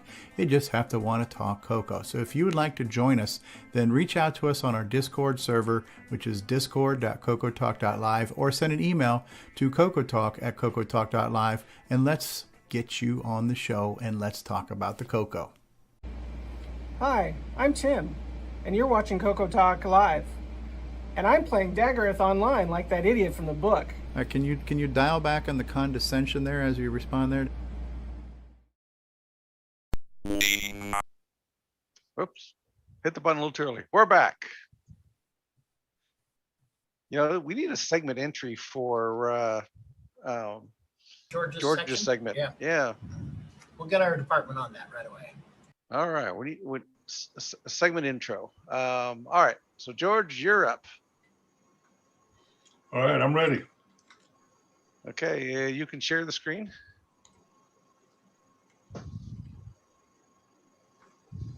And once again, you can find the code and some of the previews of stuff coming up on the Discord channel we've devoted to George's series here. So, All right, I think I'm sharing now. Yep. We'll get started. I don't know, everybody tell if you see this or not. Yeah, it says using calc routine. I'll have to show you this later. My TI Texas Instruments TI programmer from many, many years ago. Anyway, today we're going to talk about basically the same code we looked at the past 2 weeks. We're going to add some movement around the screen with some arrow keys. Look at that, we look at a basic program and then do the same thing with the assembler like we've done in the past. And I've got two versions of it. One that has the look and feel. The code has the look and feel is what we did in the past, kind of rudimentary stuff. And then I did a second one that has, I call it upgrades. You know, instead of using real sharp names and a bit more understandable, added an include file to it instead of putting all these equates and things in it, and sharpened up the calc routine. And we'll talk about that. Hopefully we get through here fairly quick today without everybody being asleep. I don't know how many people are left. As soon as that last segment was over, I seen everybody saying goodbye, goodbye, goodbye. So give it a try. All right. So first up here, we got a basic program. Okay. It's called Character Move 1. And this is what we're going to run a basic program, and we'll look at the assembler one that does exactly the same thing. Now you notice that this one here has got a lot of the basic programmers are probably dying all this stuff I put in the front of this program, but I put all the different variables that we're going to use in the assembler language program. I also put them in here, you know, where the screen begins and where the screen ends, where the row begins and rows enter the numbers, and so on. The arrow keys, what their values are, and then we've got another set of variables that we're going to load. We're going to start in row 7 and column 14, and the character we're going to display is 198. Okay, and it's pretty much the same thing we did last time. It's a pretty small program. I've already got it loaded in, so I'll go ahead and run it. all it's doing, we just puts the character on the screen, and we use the arrow keys up and down, left and right. Okay, pretty slick. Okay, we at least got some movement as opposed to the past. We didn't do much of anything. There is no boundary limits. Okay, it goes right on around there. Okay, we don't have any. There's no checks in here at this time, and that's okay. But that's bad when you're really programming, because you can get really get carried away. All right, so that's. And the other thing you can do is hit the Q and it quits. Okay, again, very unsophisticated program. That's the whole basic program right there. All right, I've also already got it loaded in with the, I'm gonna do a list of that program while we're here. And I'm gonna run it again, okay, to show you that it does restore, it's non-destructive, it's going across what's on the screen. That's one thing that's important. You're not wiping things out as you go. All right, and then we'll do the assembler language program. Doesn't look any different, any quicker, any faster, because you're using the arrow keys, and you can go off the screen with it also. Okay, it goes all over the place. And Q to quit. All right, let's look at that code. Okay. Again, I started at the beginning. I've got all the same stuff we put at the beginning of the basic program. All these different. Here's the value for the left arrow. Okay. And I don't know, because you can't see my cursor. I looked all week and read on the internet trying to figure out how I could get my cursor here is huge. I made it real big and yellow, but it doesn't seem to show up on Zoom. Yeah, it's something about Zoom screen sharing, I think, that's shrinking you back down. So. Zoom says if you want it bigger, just go to your properties on your screen and make it bigger. Well, that doesn't work. They don't transmit it. Anyway, there's the down arrow and the up arrow, right? Here's a screen begin. All these equates are same as what we did over in the basic program. In the screen width, screen height, row begin. Okay, and then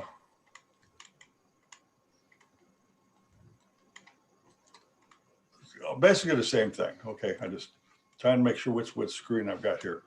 And we're going to do the same thing here in the program. We're going to go get a character. We're going to display the screen. We're going to get a character from the keyboard, and then move it around. Start the program up. We're going to use the same row 7 and column 14.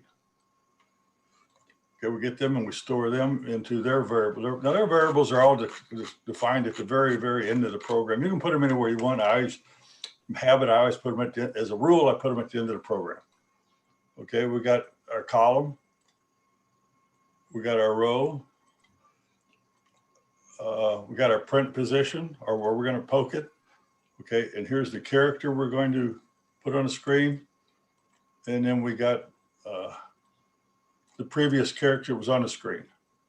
That's where we can restore it. We're going to save it and we'll restore it. Okay, so kind of simple stuff here.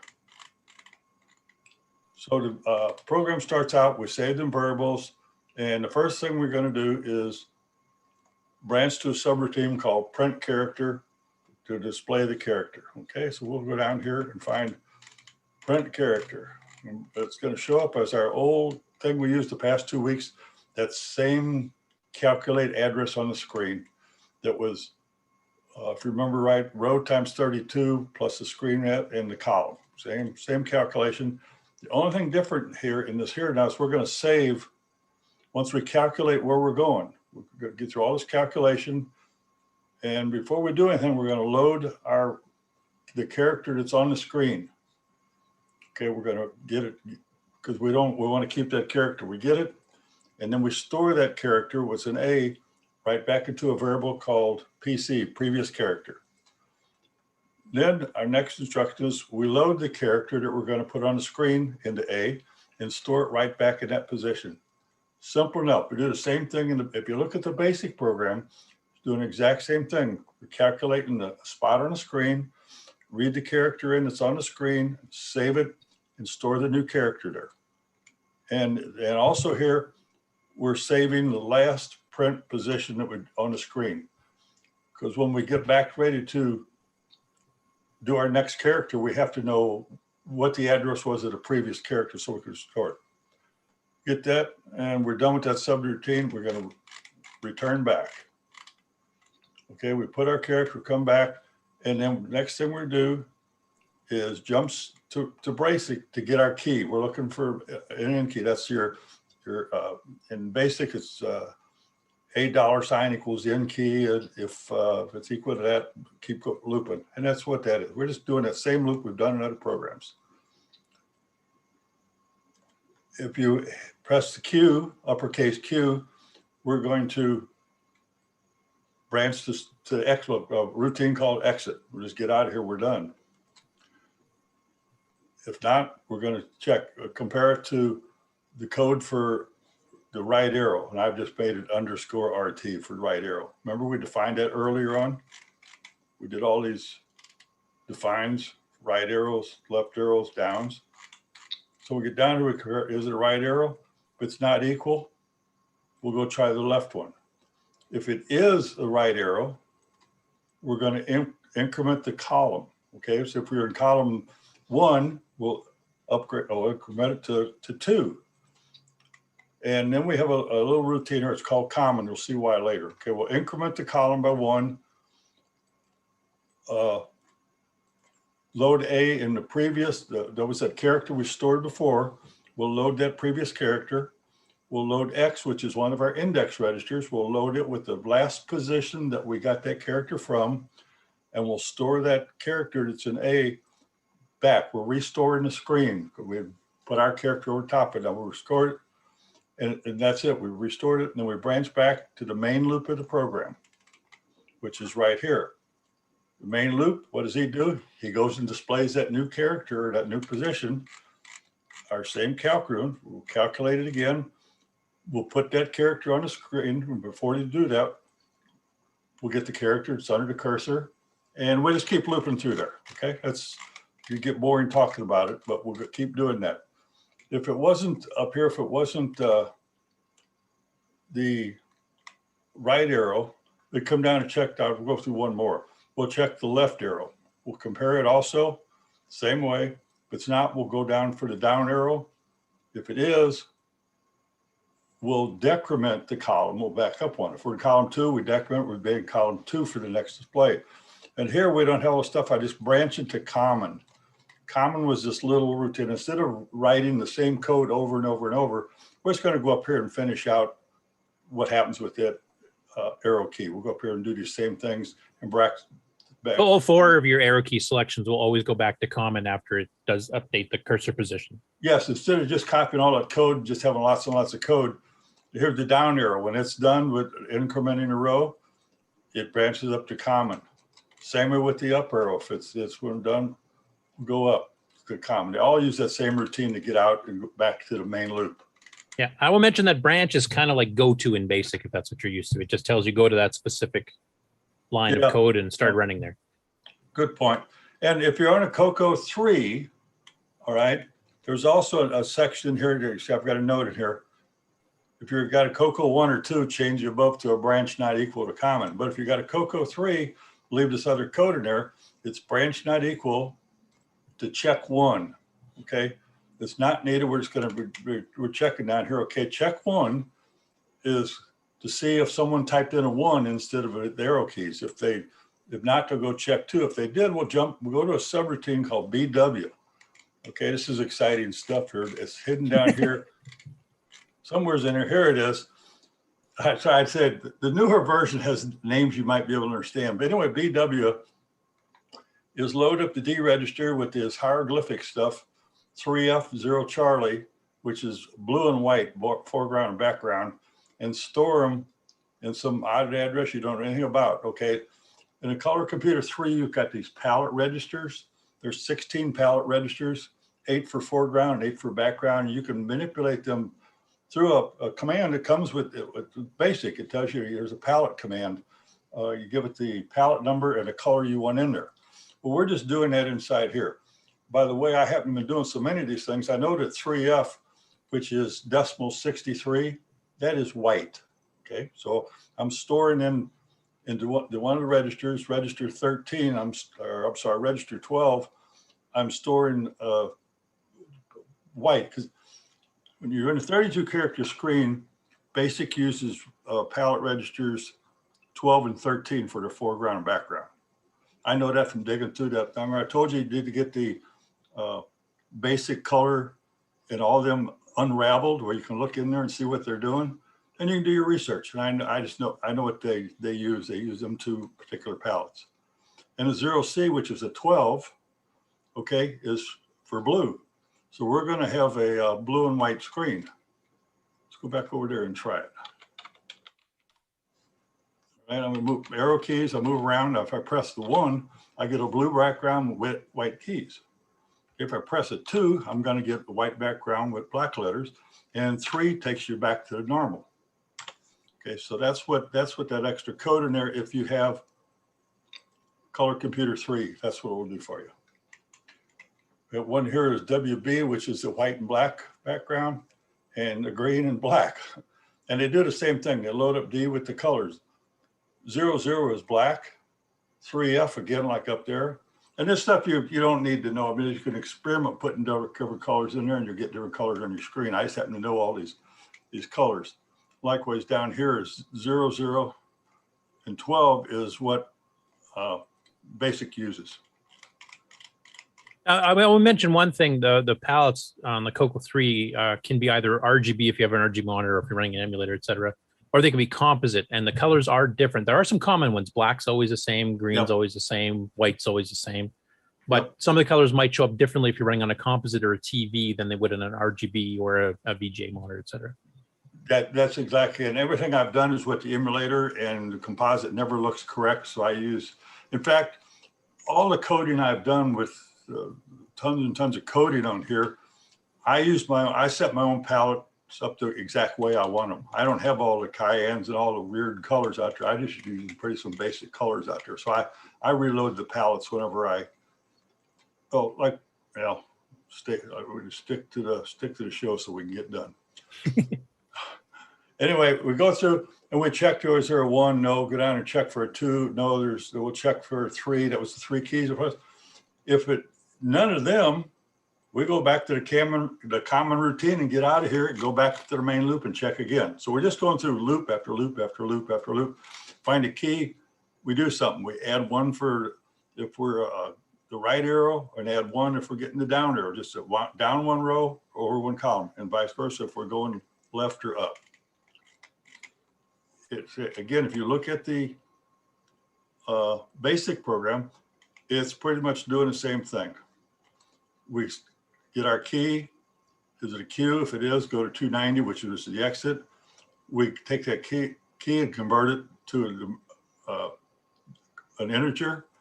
And then if it's equal to the right, then we column is column plus 1. Same thing we're doing. We did an increment for that CL over there. We're doing an increment here and go on about our business. Go to 180, and 180 is the loop. We go back and recalculate and keep on going. So the assembler program is pretty much the same thing. So you've essentially created like a cursor program, because actually it keeps track of what was underneath the cursor as you're moving it around, and you can change it to whatever block you want. You can make it a letter that you're floating around, or a little arrow character, or a solid block of color, or whatever you want. Good lead in. That's what we're going to see in the next one. In the next example, we're going to see exactly that. This is pretty basic stuff here. Okay, basic. That was not a pun intended. It's just making continuously loops around, and you just move the cursor 1 position at a time. Right here's the same program upgraded to a little bit easier to understand. And at this point here, we're going to talk about this include statement, because at some point in time, if you remember on this last one, we had all this stuff up at the beginning. That's all this hieroglyphics that you put in there, and you have to remember all the time to put it in and what it is, and it's a lot of clutter in your program. So if you just use an include statement, and then you see programmers, you've been including .h files, it does the same thing. You put all the repetitive stuff you use into a file, and you can just include it and print it, yes or no.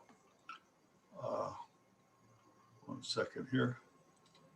And I've got in all of mine, I use the same one, and I include it, and you can put it anywhere you want. You may want to put it in the project you're working on and not have to put all this // stuff in there, or you can put it in one common place. I always have mine on drive E, and it's always 2 directories up. It includes, and that's what I call it. The other piece of this is this statement right here. No CoCo equated 0, right? It equate is, it's just a, let's see if the compiler know that has been defined. No CoCo has been defined. You can put in 0 in there. You can put 2 million in there. It doesn't make any difference. Just the key is the compiler knows that you have defined it. Okay, because when we get down here, and I've included, and for the demonstration, I've put one, and I think I put it in the zip file I put out on Discord. There's the include, and I will, if I can find it.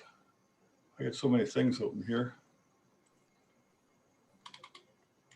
Okay, this is what have I got? This is my includes. Okay, my mind has a lot of stuff in it because I've been doing stuff for years on here. So, but the common stuff, and you need to build your own. And there's all this stuff in that I want to talk about is in there. Most of it's in there for you. Go back up to the beginning. That no CoCo that we defined, and here's a statement that the compiler needs. That's no. It says if def, okay, or if defined. So if no CoCo is defined, and this is kind of backwards. I did this well over a year ago, and if I was doing it today, I'd kind of word it, because now it says if it's no means yes, and yes means no. But anyway, it is defined, and therefore we want no list. So because I don't know, I don't want these hundreds of lines in every program. And all this stuff, I don't want that in every program. And I know what most of it is, so I say, don't list it out. I'll give you an example here. And so it starts there, will not list anything after that statement. The compiler will not list it. It still uses it, just won't list it.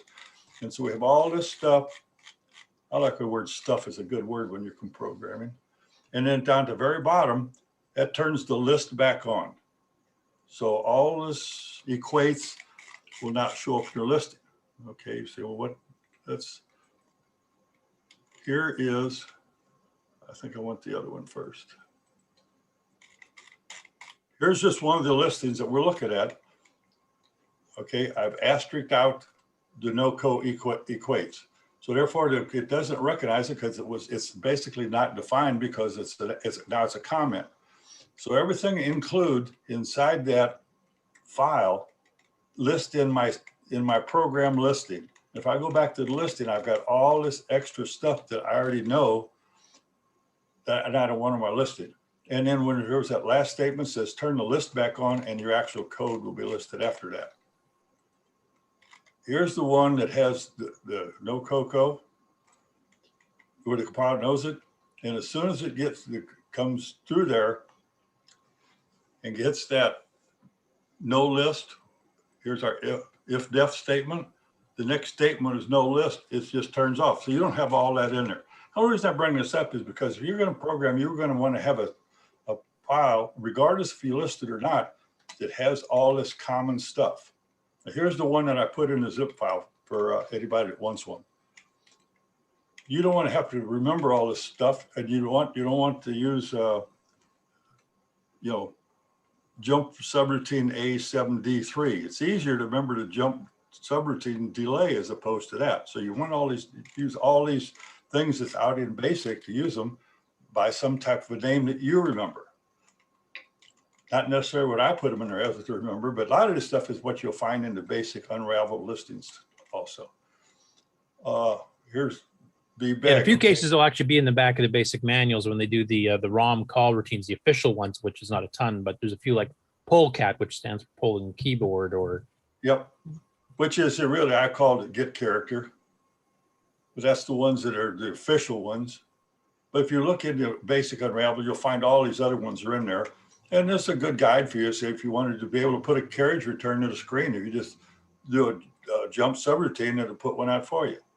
Yeah, and if you look at the code like 2 weeks down the road, you'll say JSR, put CR. put carriage return. So you go, okay, that's what that does. But if it says, $, $A910, whatever the routine was, you look at that in 2 weeks and go, what the heck does that do? So the labels really help the programmer be able to keep track of what they're doing without having to memorize a ton of numbers. Exactly. And it's easier to remember put CR than it is B958. You say, I want to put a carriage return. So, and each one of these, you can look them. If you get that Color Computer Archive, look for the Unravel series, and you can look in the actual listing of the ROM you have in your machine, and you can look what these routines do. There may be some hieroglyphics, but will give you some idea how that all works. Right, and then down here is CoCo 3 stuff. Now, see, I don't know the audience out there. I don't know who's using the Color Computer 1, 2, or 3. So I don't know. It's a mix. It's a mix. Yeah, and I'd like to do maybe in a week or two, kind of put out some kind of a survey and find out who's 1s and 2s and what they're interested in, and what we can do. So anyway, and there's some CoCo 3 stuff in there, and I kind of highlighted them. Okay, some of these, it's for basically to reset the palettes. And some of them you're going to look and say, excuse me, there's no code out there, and I've forgotten I left it down. Them right there. That's not on your machine. That's only on my machine. I forgot to delete them out. I put a routine in there to do that. But if you want to go to switch to a 32 character screen, you can just jump subroutine Cal 32 and it will do it for you. Same with all of these things. These are pretty much CoCo 3. And all the 32 character screen stuff that we typed in both in the basic program and in the assembler language program, I put them into an include file, include it, and they're always there. I never have to worry about retyping them in or copying them from anywhere. I just know that. Or mistyping them, which is another common thing. Yep, and having mistakes when you don't have uppercase or lowercase, you forget them, or you forget what all these $1F is. It's just always there. Likewise, the arrow keys, underscore LF for left. Okay, you know what equates. They're always in there. Now, here's all the different colors that I have them set up, but this is on mine, but at least to give you an idea what the different colors are and what you can do with them.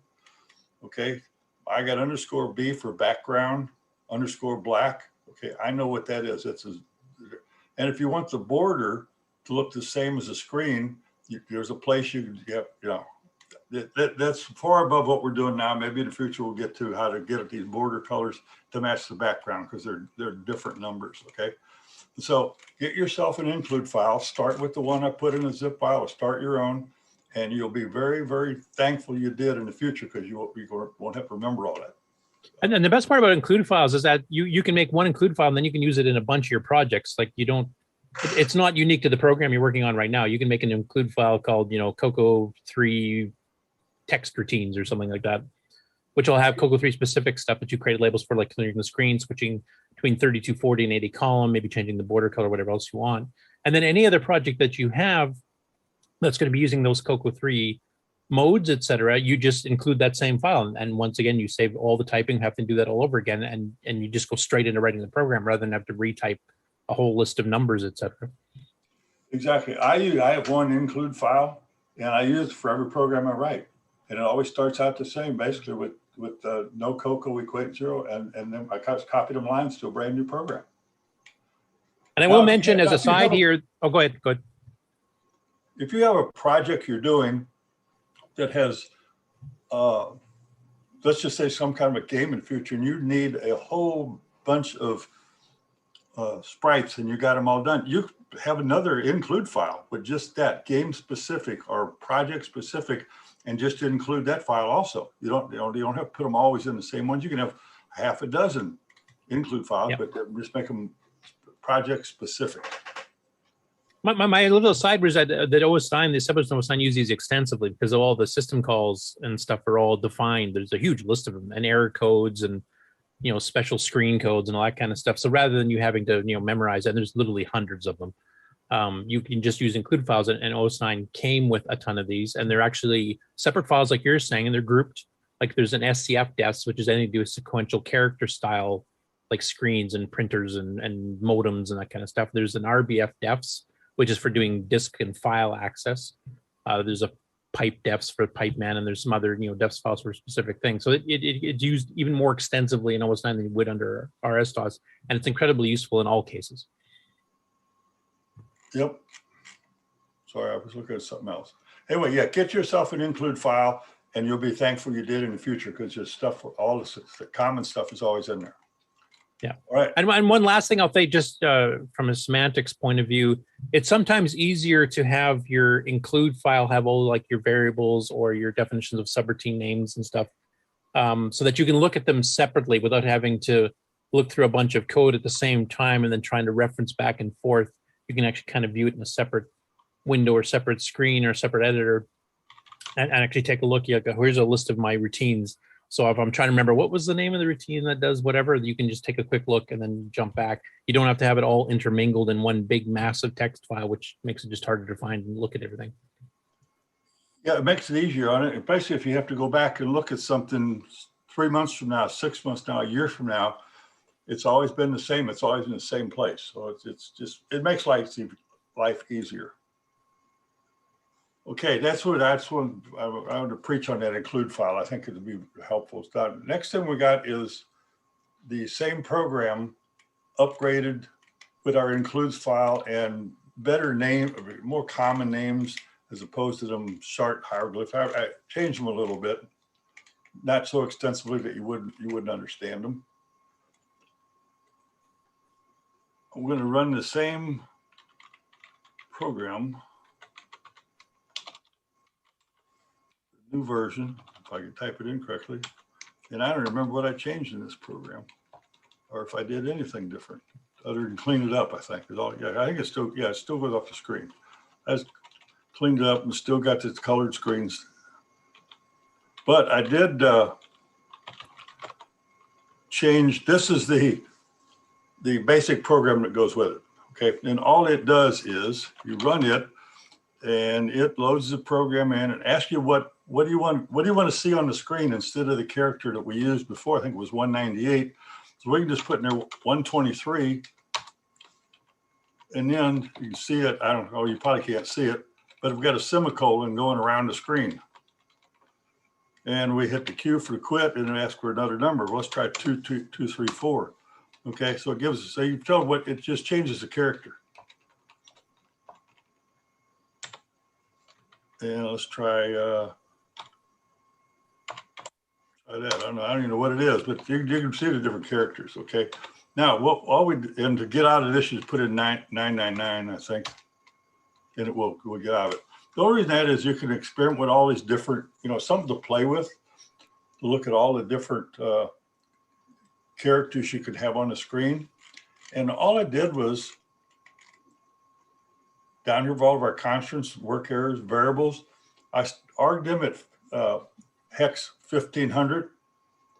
And the very first one in there is the character that we're using, 198.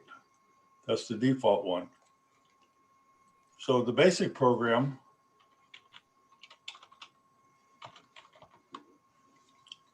gives you your number.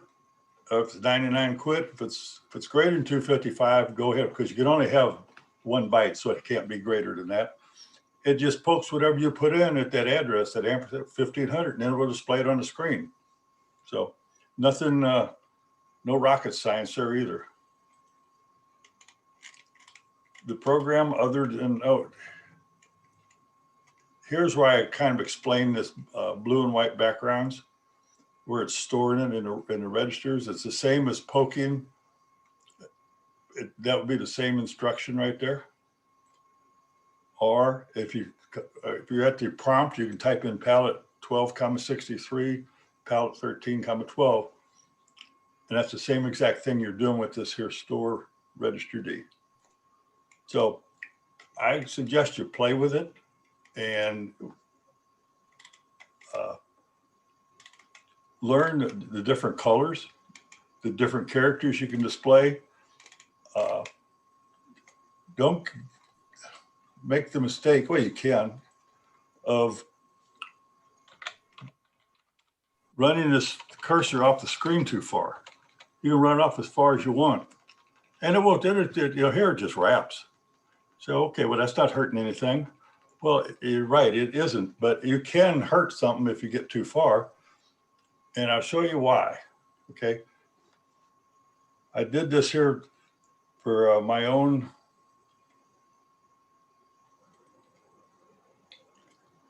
it works. I don't want to get too complicated, but every time we hit the right arrow, we're updating the column. Remember the increment column, increment column, increment column. But you keep incrementing, and the column counter goes up. And in this example here, the column now has a $20 or 32 in it.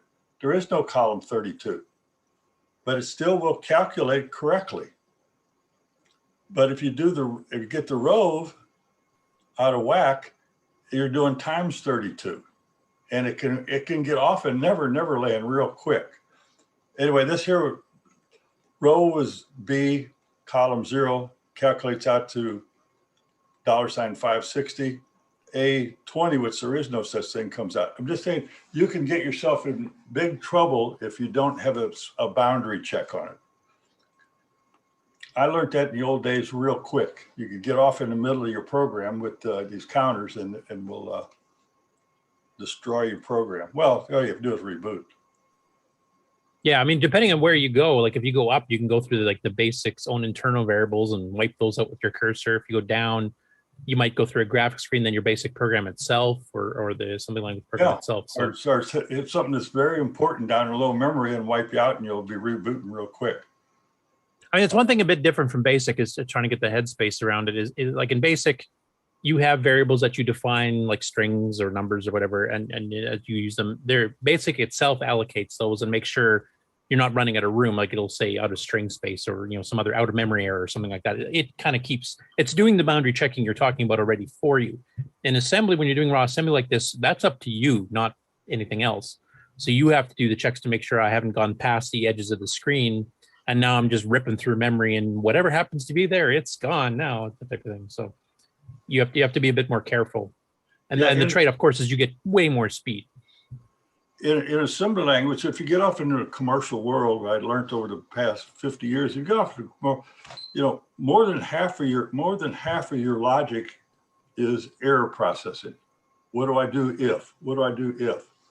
How do I get around it if something, if a drive fails, or if it has a read error, or if you put a number in that's too big for the counter, then a name that exceeds this, and most of your code is error logic. What happens if? Because otherwise you can wipe a lot of things out. I think what next week, or if anybody that's out there that isn't sleeping, look at ways of putting in a boundary check. How would you do it in BASIC? And how would you, therefore you can relate that and code it up as in assembly language also. Okay, because when I give you the include file or in the BASIC program, they have that in there already. All the equates, screen begin, screen end, all them pieces I did put in the somewhere's in here. All the screen stuff right there. You got it all in there. Where the row ends at 15. Column ends at 31, so you ought to be able to code something into the program. So if it gets to the column gets to above the end, and you got to do something. And that something is I already coded it, so I think.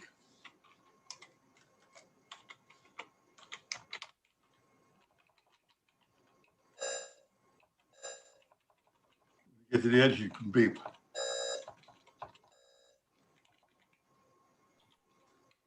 So that's what we're going to work on next week. You'll have to code it yourself, and I'll have the code for you. I already did it because I was experimenting with some other things. And I don't know if I'll be here next week or not. It's a 3-day weekend, and I know I've got family stuff to do, so I'm not sure I'll be here next week, but I will try. I'll give the people some time to actually come up with their own routines to do the bounds checking. Yeah, it's not that hard when you think about it. Just if you're learning down at ground level 0, like I think some people are really doing, is take that basic program, it's in the zip file, the -1, and code it to put the boundary in, and then relate how would I do that over in the assembly language side and put it in there. Yeah. Next week, or if I'm here next week, we'll have all that code on exactly how would I check it, and what do I do if I find it is at the boundary. Well, I won't tell you how, but you can figure it out. It's not that hard. It's pretty simple. So there's your assignment, everybody, and of course we can answer any questions if you have any questions, or something you didn't quite understand, etc., on the Discord with the channel that's reserved for George's assembly language course.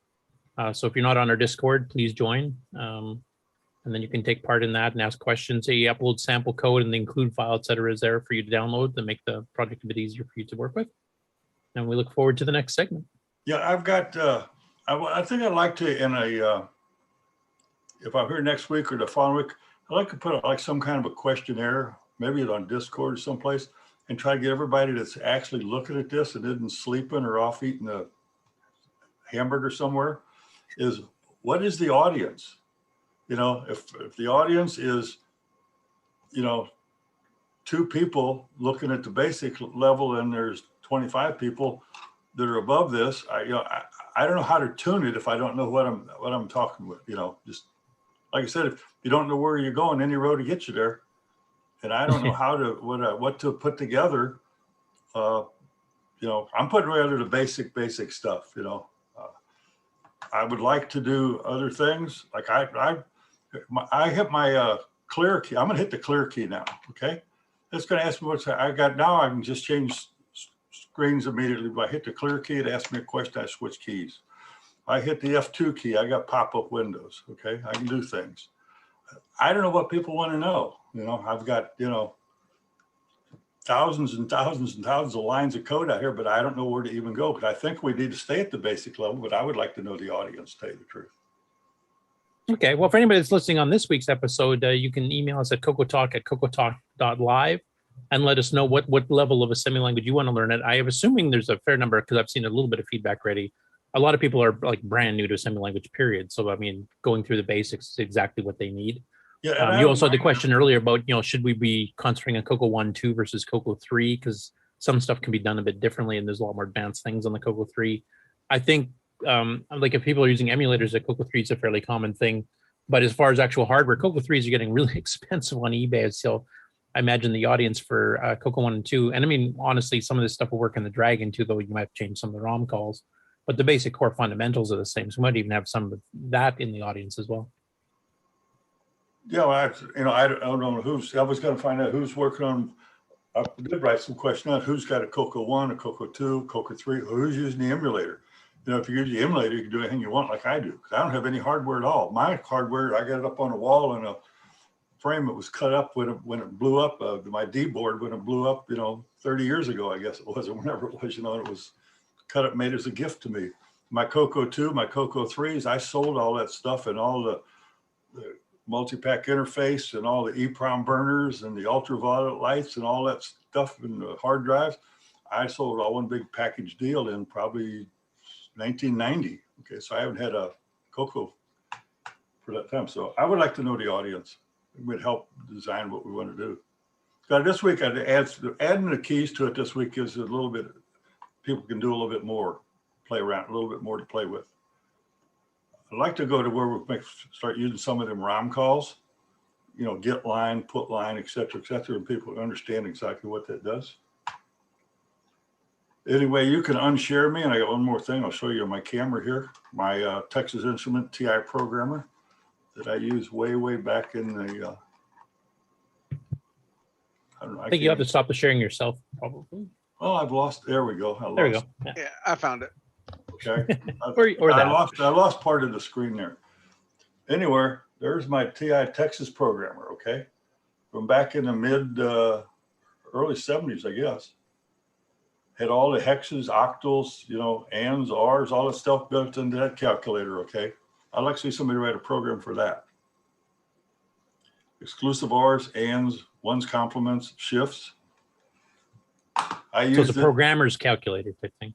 Yep, TI programmer. Yep, I used it extensively way back in there when we get them 10, 20 mega core dumps that we had to figure stuff out, and all the math. Actually, that's a good point, because I mean the current calculators on like Windows and the Mac, I think they default to just regular numerics for like normal people, but they actually both have hex calculators built in with those same functions. Yes. Usually, like on the Apple, I think it's Command 2 or 3 gets you the programmer's I think it's Command 3. We'll give you the programmer's calculator, and Windows has a similar thing. So if you guys want to learn how to convert, decimal to hex, or have something you can look it up without having to look it up through a paper table or on the web, those are actually built into the current operating systems. You can actually do I use Windows calculator all the time for if I want to do something real quick, because it's got scientific, it's got programming, it's got standard, and you just click on the program button. You can type. And Mac OS 10 is exactly the same. You can type a binary value in there or some value. You can see exactly what. Yeah, it'll show you like the hex equivalent of a character.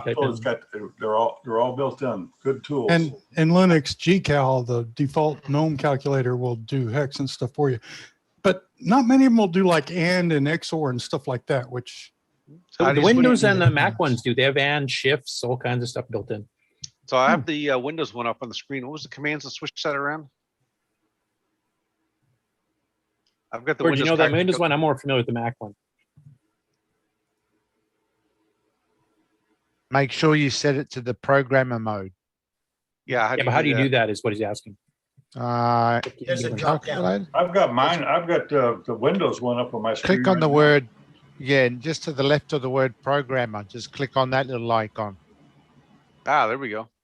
And you choose programmer. Okay. Yeah. Okay. So the bar's right there, and you pick. How about that? Am I on? Yep. There's all you can do: standard, scientific, graphics, programming. Go to programmer, and you click like you want hex. You click on that, and you can type in AA, and it will come out says decimal 170, octal 252, or what it looks like in binary. So it's there. I use that all the time. In fact, I've got it on a hotkey to bring it up. Okay, I'll share my screen just to show the people that have OS 10 what that one looks like. It doesn't have octal. That's one thing it's missing, but I use that all the time. Okay, sure. So this is after hitting Command 3 on the Mac. So you can click between your. I guess it does have octal. Sorry, I lied. So base 8, base 10, base 16. You can actually hit ASCII. So if I hit, let's say I go to decimal and I do 65. And I hit ASCII, you'll see the letter A pops up here. So that's the ASCII code for A. And it actually does a full 64-bit binary here. Here's your AND, OR, NOR, XOR, your shifts, shift by so many bits at a time, byte and word flips, rotates, etc. So they're all pretty handy. If you're doing machine language programming, I mean, if you're doing it under Nitrous 9, you can actually do this with the calculator in G Shell as well, because it also has X built into it. And you can actually punch it up in another window and do that while you're programming too, which whenever I get to the assembly language for the OS 9, Nitrous 9, we'll get into that too, but you have that available as well. And when we get down the road a little bit farther, I've already got routines that I've written in the past to be able to take whatever's in register D and actually print it out into what you can actually read it on the screen. And it would take you some register and print it out in binary, because you may need it inside your program someday. If you're writing some kind of game, you want to have some kind of a score or something like that. So I have all the routines we'll share in the future. Other than that, I think I'm done for the day. Thank you, George. George, I'm starting from the beginning. I'm a few shows behind because I want to start watching it though. But I think the format that you're using is nice because you are keeping it simple. And for somebody like myself who's never done any of it, it's making sense. I just need to sit down and start doing it. So, I mean, as far as getting a survey to determine what people want, if you were to ask me that question right now, I'd kind of struggle because I don't know enough to want to ask the question where to go with it. So I think the format that you're using is working well. You're just kind of showing little bits and pieces and building on what you did previously as we continue to move forward. So I like what you're doing.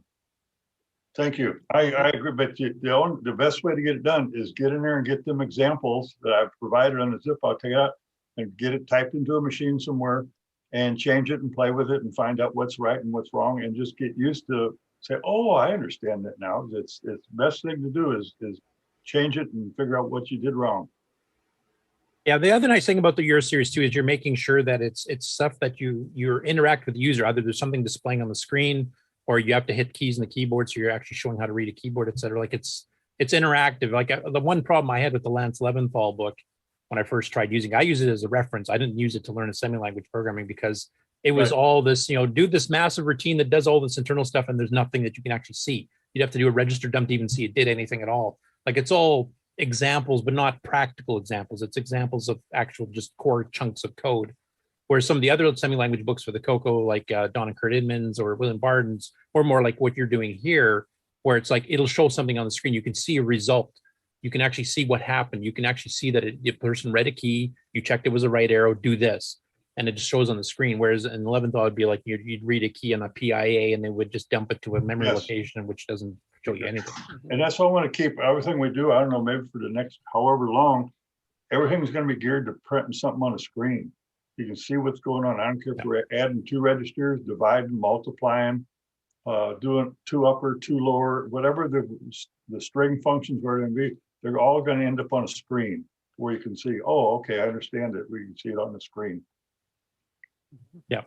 And I think that's where Brian's coming from. I think, the fact that these are in small digestible chunks, especially for people that hex is brand new to them, type of thing. And, how memory works and the fact that video is mapped into memory, like, that's an alien concept to beginners and stuff too. So you have starting at small, simple chunks that are interactive, I think is the right way to go.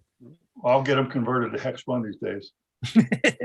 I'm having trouble remembering the decimal value. Hey, you've been using the calculator going the other way. Like, here's the hex code. What the heck is that decimal? Yep. All right. See you next week. Maybe. I'm not sure about next week, but I'll try to be here. Hey, okay. I mean, don't feel like overcommitted, like you have to push stuff out of the way. If you can't make it next week, that's fine. Oh no, I won't. I know. No, it's not that important. I mean, I'm 78 years old. I got other things in my life I need to do before that day comes. So I can just keep going. Okay. Well, thanks again. Sorry, Mark, go ahead. Can we post, say maybe the links on the tutorials for setting up the environments? Like setting up, how do you set up Bedtasm? How do you set up the... If you go to George's channel, they're pinned at the top. It has links to Paul Piscarelli's videos, but I can post the links. Okay, or even just that information would be useful because it's like, this stuff is great, but like I don't even know how to even open up an assembler yet. Well, you need to get busy. We have tutors available. You can also find it's on that channel, or else you can find it on YouTube. Long Branch Never, I believe, was a guy that put the stuff out there. I forget his name now, but Long Branch Never. He's got Paul Piscarelli is Long Branch. So there you go. He explains how to set it up, and he's got the same similar sample rooms I started with. So Long Branch Never on YouTube. Yeah, there's a question in the chat here. Does anybody still use the EdTasm cartridge anymore? I don't know about the cartridge version because most people like developing on tape. It's kind of slow even in emulators. But some people do use the disk EdTasm, especially since Robert Galt has enhanced it for the CoCo 3. So now it's got 80 column support and 609 support and a bunch of other things too. So I know Nick Marotta is a huge fan of that one. He uses it for all of his game development. That's the only one out there, isn't it? Yeah, and I use ASM and RMA, and I know it's time. There's 2 different ones. So yeah, because I use a real operating system, unlike Nick. But anyway, go ahead. Okay, we ready for another commercial? Sure. Then we'll go into the news. No, we get some thoughts from Samuel Gimes and then the Game On Challenge. Oh, sorry. Yeah, what am I doing here? I'm trying to print Nick. I apologize, fellow Canadian. Thank you. CoCoTALK will return after these messages. CoCo c'est le coq champignon, des micros et donne le pion. Pour le jeu, il n'y a pas d'attente, les études, c'est pas bizarre. L'expansion, il a ça, les commandes, tu vas voir ça. Notre CoCo est programmable, pour tes cours, c'est bien serviable. CoCo 2 de Radio Chaton, l'affaire est dans le sac. Un ordinateur couleur qui a de la personnalité. Le CoCo 2 de Radio Shack. On solde pour Noël à partir de 149,95. CoCo 2 de Radio Chaton, l'affaire est dans le sac. C'est moi et CoCo 2.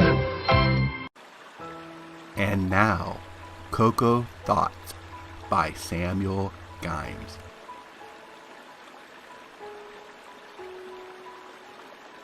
If you're using your color computer in Quebec and it stops working, is it now a CoCo won't do? Hi, Ron Delvaux, Timberman. CoCoFest. CoCoTALK.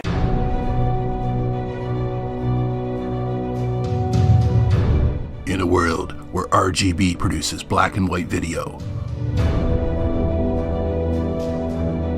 one cable can make a difference.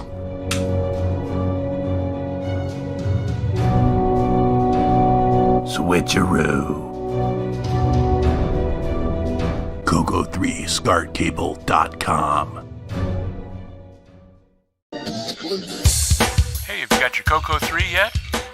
Hi, this is Rick Adams, author of Temple of Ram and Shanghai, and you've tuned into CoCoTALK, the nation's leading live talk show featuring the Tandy color computer. What's going on, everybody? Original Gamer Stevie Stroh here, and if you're a fan of vintage computing and retro gaming, then you're going to love our retro swag shop at 8bit256.com. There you will find custom designs by Instagram artist Joel M. Adams. You can get I'm a Coconut, CoCoTALK, and other cool video game images on a t-shirt, coffee mug, or mouse pad. So if you love retro, then head on over to the retro swag shop at 8bit256.com today. Tell them the Original Gamer Stevie Stroh sent you.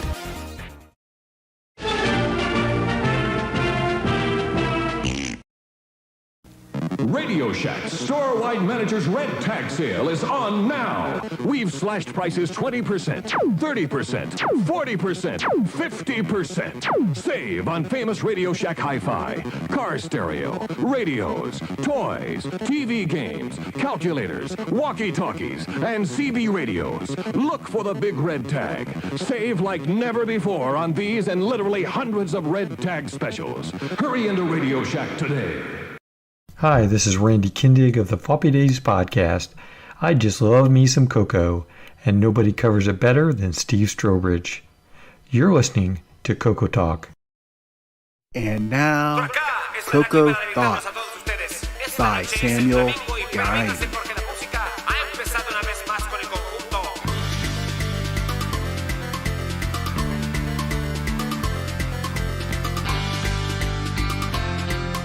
Mexican radio, Wallaby. I search my STC for a folder, and I open the game that is older. I find a brick and check the compost, and fight all the animals in the cosmos. It's my garden, they want to kill it. I'm running fast to the end of my wits. Should I plant the seeds or just pray? Can I understand just how should I play? The game this week is Pedro. The game this week is Pedro. Pedro, Pedro, Pedro, Pedro, Pedro. Okay. Yeah. That was a thing. That was a presentation of some type. Yes.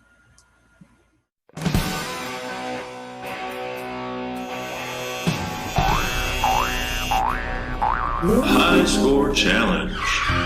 Nick Marotta. All right, welcome to another week of results. This week we played Pedro with 14 scores submitted. Bob and Coco, 495. Rich N, 1,100. Sabhead, 1,300. Argot's L&M, 1,565. Canadian Retro Things, 1,610. Buck Owens, 1,730. Gary M, 1,820. Tom C, 2010. Me, 2,785. Tasman, 3,020. Mr. Dave, 3,080. David Craker, 3,130.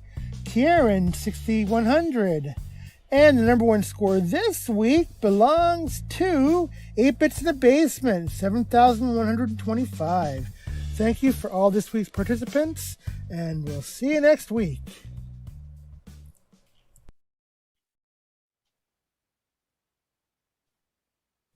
Okay. All right. Hey, do you think Buck Owens just gave up or what?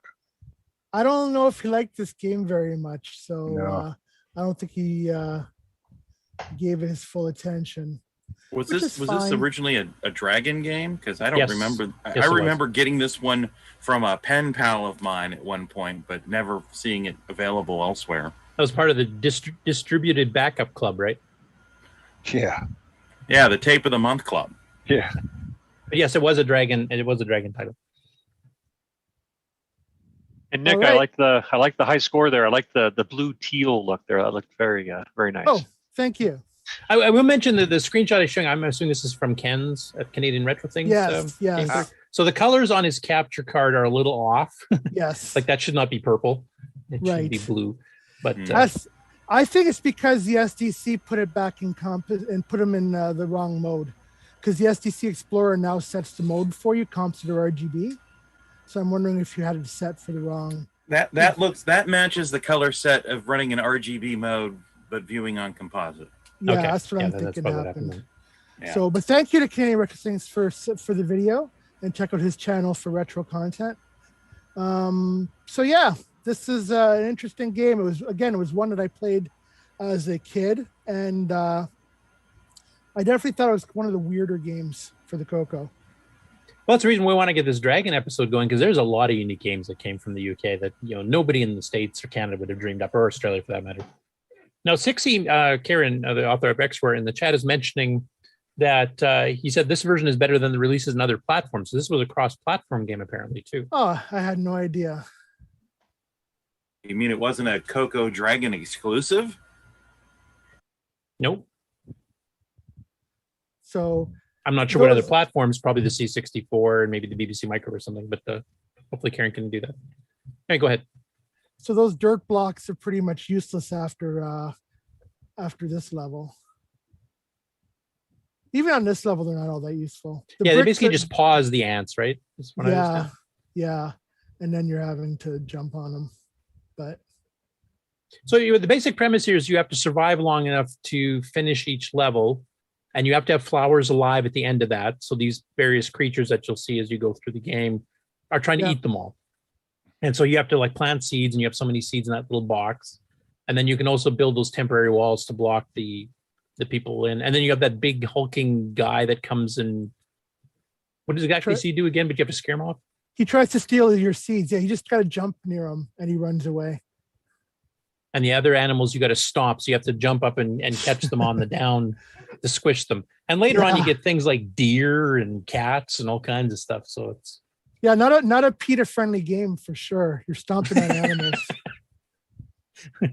No, I guess not. I mean, it's not bad when you're doing ants and that, but you're stomping cats and deer and so I do not endorse stomping on cats, whether real or digital.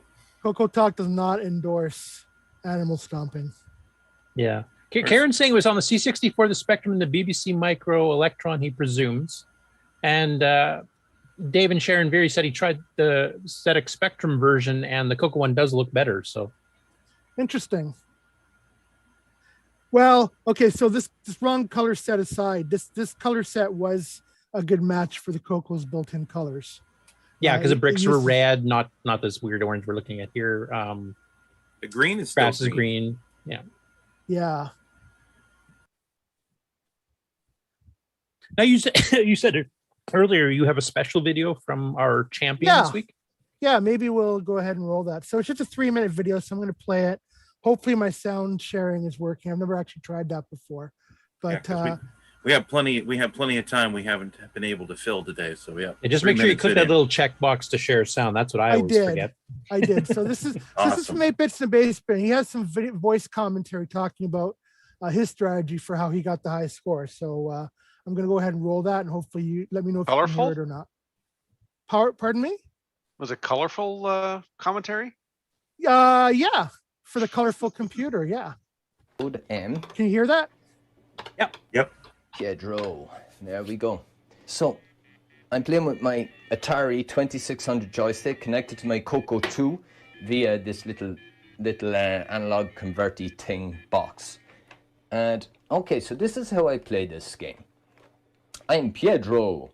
So the first thing I do on level 1, which is probably the handiest thing, is take one brick and I go up and I am going to block up this hole here with it, a little piece of dirt, and I'm going to block up at there. Now, from this point on, I don't touch bricks anymore. I don't touch dirt anymore because there's really no point. It's the thing I discovered is that you've got, 1 minute, 27 seconds, but there's only like 5 or 6 animals. And if you can kill them, you get on to the next level. So really what you want to do on this first level is to kill him as quickly as is humanly possible. There we are.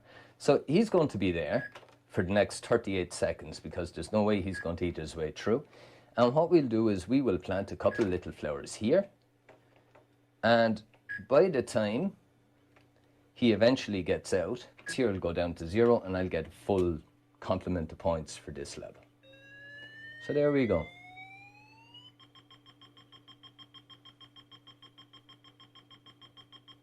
This is pretty much it. You plant your few flowers that you can. Don't get too greedy. Like, I don't know if there's something going to come down while I'm holding a seed, so I'm just going to wait here now. I'm missing 2 flowers there on that patch, but that's fine. But in these early levels, you can plant flowers. Later on, you really don't have the time to. And like I said, this is the way to try and get him. Try and time it. Get in line with him when you see him coming, and try and time it so that when you fall, you land on him.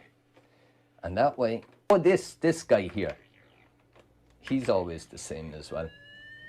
That guy comes along and he tries to steal your seeds. Generally, I kind of ignore him because with all the jumping around you're doing with all the other animals, you're going to end up kind of scaring them away anyway. But in a nutshell, if you can kill these guys as soon as they come out the door and don't let them really cause any damage to your garden, you'll rack up the points quite quickly. And other than that, they'll get into your garden and they will eat every feckin' thing you have. And that's pretty much the end of you. So we're down to 3 flowers. What am I on? I can't remember what level it said. Here's the deer moose or whatever. This is probably 6 or 7, yeah. Jump on these moose. Actually, no. Maybe. I say if you can line up with them and if you can time it, it's much easier to get them on the vertical. And the other thing is, they run at exactly the same speed as you do. And like I say, ignore. No, I think it's game over for me. There we go. That's it, isn't it? Game over. All right, so thank you, 8-Bits, for sending that video. That was, he definitely got there was a bit of a gap between his scores and the bulk of ours, so he knew what he was doing with this one. I'm interested to know what level he made it to, because I made it through all the animals, and my score was only 2,000. So I think I saw level 20 flash by there at one point. Okay, so he must have cycled it a couple times. Yeah, that makes sense. Because I rolled it, but I only got a couple thousand points. So. And were we able to confirm that he was actually in his basement playing that game? Well, we know it's an 8-bit system, so we know that part is right. So is a strategy, because you've got two gardens kind of split far apart, and if you have flowers in both and you're trying to protect them both, you're running so much you probably don't have time to kill anything. So is it a strategy to basically let one garden get eaten up and then concentrate on a much smaller area that you have to protect? I don't know. I'm not really one to talk about strategy in this game too much because my score wasn't that great. Maybe we should ask the fellow with the CoCo Games site. I basically stopped paying attention. I stopped doing the bricks too. I think I pretty much played the way 8-Bits did. I just concentrated on trying to jump on the animals, and because the bricks became useless anyway after the 3rd or 4th level. They only stopped them temporarily. So.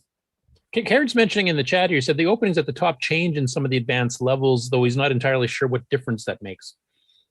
Yeah, it adds an extra. It adds an extra aisle for them to come down. Oh, okay. Like do you see my mouse pointer? Yep. These 2 go away, and then you have another thing coming down. Okay. So that you end up with 4 aisles. And David Sharon Berry says, yeah, I basically took care of the left garden, so they kind of did the concentrate on one garden instead of trying to spread your resources of trying to kill things too thin. So that might be a strategy. Yeah, I noticed that too, but I kept my right garden full because they tended to go to the left quite often. So I tried to keep my right garden full first, and then I'd start worrying with the left. I mean, personally, I'd like to see a sequel to this game where you pick up bricks and throw them at the stupid things and, get them from a distance. Maybe some blood when you squish them too. Yeah, but a satisfying Mortal crunch Kombat sound. stuff. Yeah. And it Mortal actually has some Kombat pretty stuff. cool little ditty music in the intro screens and stuff too, in between levels. Yeah, it was good. Oh, and at the end they play "Where Have All the Flowers Gone," which I think was really funny and appropriate. Yes. That's a cute little game, and as I mentioned and have repeatedly said on our show, the Dragon game market in the UK had so many different ideas for games. I mean, there's some that are basically clones of each other. There's like a lot of Manic Miner style games of various kinds. Some were cross-platform ports on a variety of machines. Some were uniquely Dragon, but all that basic gameplay of being impossibly difficult with pixel perfect jumps. But they had a lot of unique stuff like this that just doesn't have an equivalent that I've seen. It's not based on an arcade game. It's not based on anything other than itself. Were a number of them ported to CoCo like this was? Pardon me? Were a number of them ported to the CoCo? Less than you would think. I mean, there's a few I remember coming by through the years that I've seen, but they were never sold here. That was one big thing. I mean, a lot of the CoCo game manufacturers in the States, like Spectral and Tom Mix and Med Systems / Screenplay, Computer Shack / Mictron did sell their games in the UK with new UK labeling through Microdeal or even through Tandy in some cases. But they never did the reverse. Not many games from the UK and Europe ever made it here, and some of them are really good. Like some of them could have definitely been sold here. Some were official arcade ports, like the Mooncrest I've shown before, which we never saw here at all. Yeah, we did that one on a challenge. Yeah, but we never saw it sold here No. at the time. That's kind of what I'm getting at. And even like Nick published several of his games that were sold in Tandy stores in Australia. None of those ever got sold here either. Like there seemed to be the ability to ship games out from North America to Australia, UK, Europe, and you could sell them through official channels. But none of that ever got reciprocated. We never got to see their stuff directly sold here. And I think that's a terrible thing that happened, because I mean, there's a lot of unique games, and the game library would have been so much bigger, period. I mean, there's hundreds of games on the Dragon that never made it over here, except as unofficial, people cracked them and sent them over type thing. But the game market would have been much more robust if we'd even known at the time a lot of these games even existed. Is that because we moved on to the CoCo 3 and they kind of stayed back with the CoCo 2? No, because some of their games are out in like 82, 83, 84, the same time the CoCo 1 and 2 was the hot seller here, and they just never made it here. It was a one-way street, basically. Everything we shipped down there, and we never accepted anything back, basically. I don't know if that was just UK companies thought it was too expensive to try to sell, or maybe they didn't want to do the support or what. I'm not sure, but we missed like literally hundreds of games that could have been sold here back through the entire life of the CoCo. As Ken Reichard says, think of all the Cuthbert we missed. Well, we didn't miss that many because a lot of the Cuthberts were just rebranded from the original, games.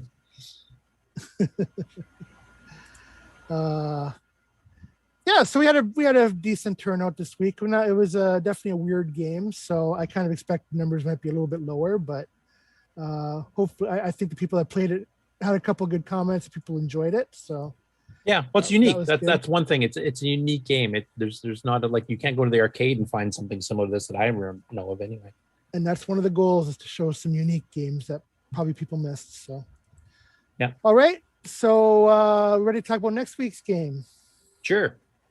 Maybe all I'll right. have So time to do it too. Next week's game is the opposite of a game that flew under the radar. It's actually Pac-Man Transcode. The Glen Never Hewlett heard version, of it. The Glen not to be Hewlett confused with the Nick Marotta's tribute version. Right. Which is way harder than that. This is the This is the Glen Hewlett version. So we're gonna leave all the defaults except change your video mode if you want. But on the extended scroll, you can turn on or off. I'm not sure what that does, but leave all the lives and cheat modes and everything as are. And, Can I switch to keyboard?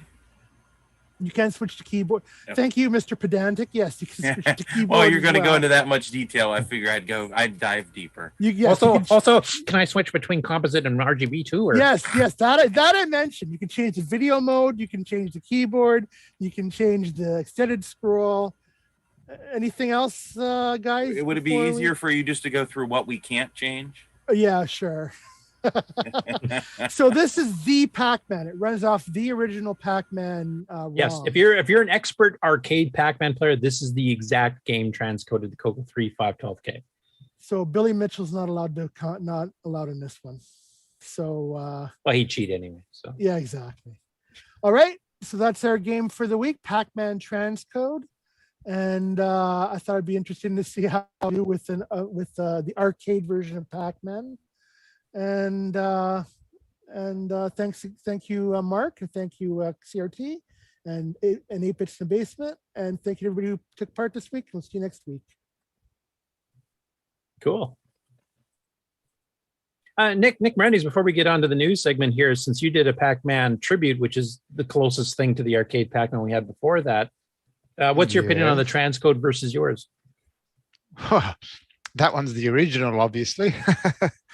Yeah, but mine's better still. Yours is more difficult. Yeah, no, well, his is the original, so what can you say? Mine is just a shadow interpretation. Yeah, I guess the one thing I like about yours over the transcode, and nothing to slam Glenn or anything on this, because that's just the decision he made to make it an official port. The original arcade machine, of course, had a 240 row screen, which the CoCo can only go up to 225.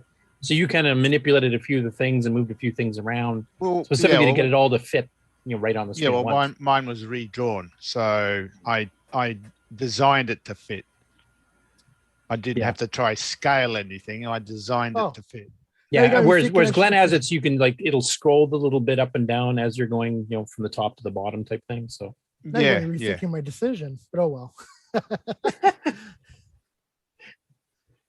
Now, Buck Owens is saying the arcade patterns don't work for me on this. If it's a transcode, they should work unless there's different versions of the ROMs. I noticed too, where my Pac-Man is currently right there, because I took the screenshot.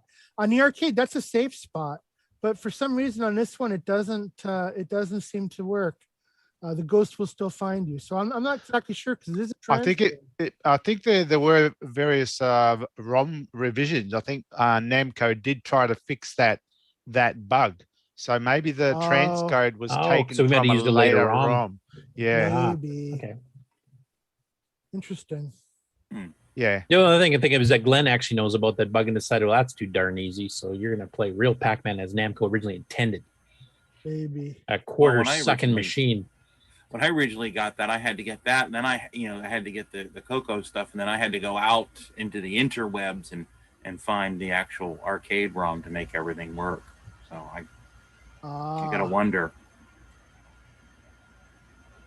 So Glen Hewlett, if you're listening to this, if you want to clue us in exactly if you used a certain version of the ROMs that may have had that bug fixed, or if you tweaked it out yourself just to make it more true to what Namco intended versus what they actually produced in the first versions, there, let us know. I'm kind of curious myself.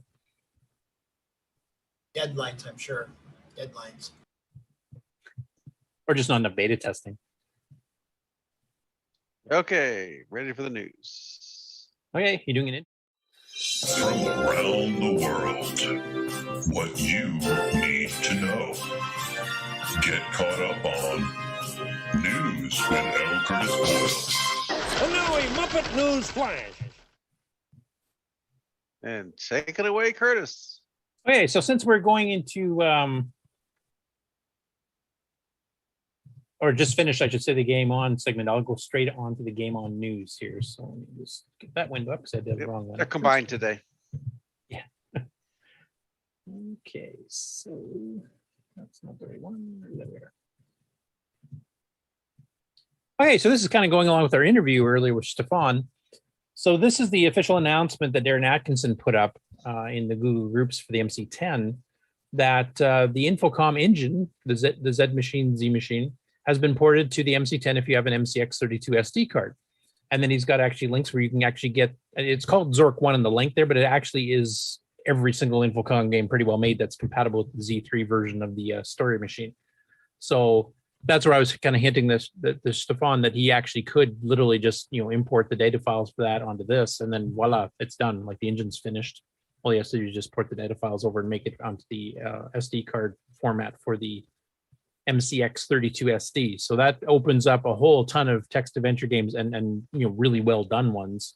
Both the originals from Infocom and any new ones have been made by hobbyists afterwards, including Stefan, for MC10 owners. Though, as Jason Reichert pointed out earlier, that's not the funnest keyboard to type on, so that might be a better for an emulator thing, but at least you can do it.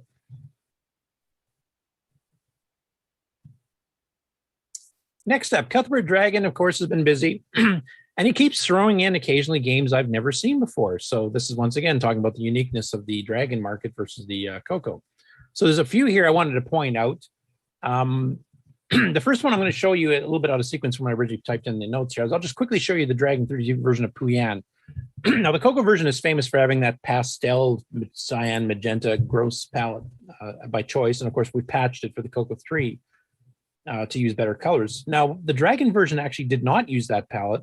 It actually used the palette that should have worked, but I don't think they redefined all the colors exactly. Like they could have made it even closer if they redefined the graphic shapes, and then maybe they didn't have access to source to do that, and they just took a look where the VDG color set's being set. So it looks better, but it's not as perfect as it could have been, even with the VDG mode that they picked. Like see here, the wolves are kind of green, but at least it's blue sky and reddish branches and stuff on the trees, etc. Well, red and yellow. But I think much less of an eyesore than the official CoCo version, to be honest. Yeah, no, it is definitely much better. So that's one I wanted to show. And then a couple more here I wanted to show as well. Folly Farms Chicken Run, which has got to be one of the best titles ever. Nice semi-graphics loading screen, which the Dragon actually used more often than we did.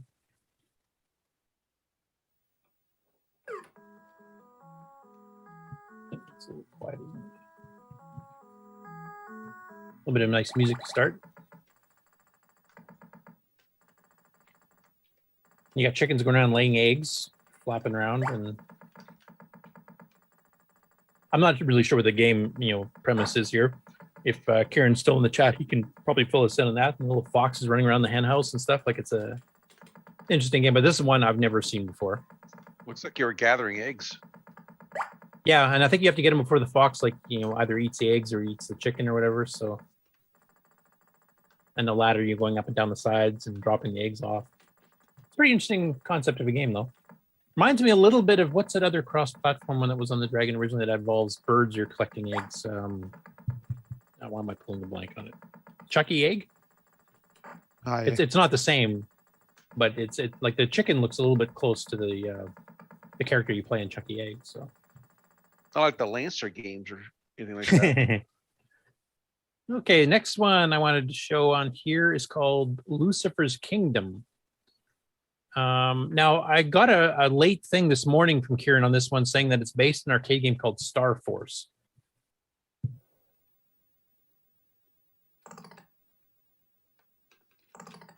It's a nice vertical scroller shooter type thing. And I thought it was a pretty simple thing. You shoot things and there's a scrolling star field, but actually it's more like a Xevia style game because you actually start getting background planetary asteroid type stuff showing up here.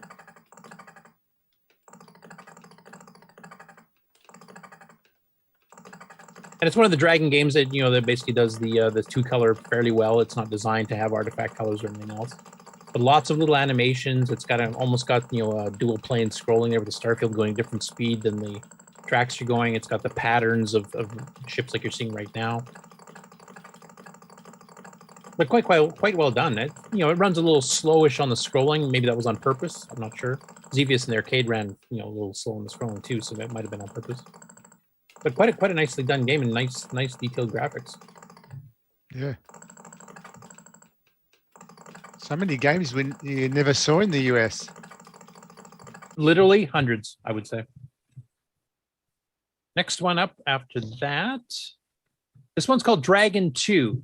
which I have a little mark here saying is it 3 different games in one and came in as a pack, and Karen kind of confirmed that for me.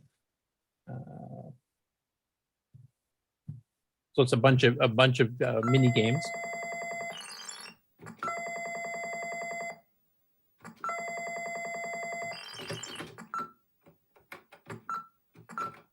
At first I thought it was Centipede, but it's definitely a bit different than that. It's more like a snake pit style thing. And I'll fast forward to one of the other mini games. These videos really need a lava lamp to go along with them. Oh, that's coming up. Don't worry, Jason.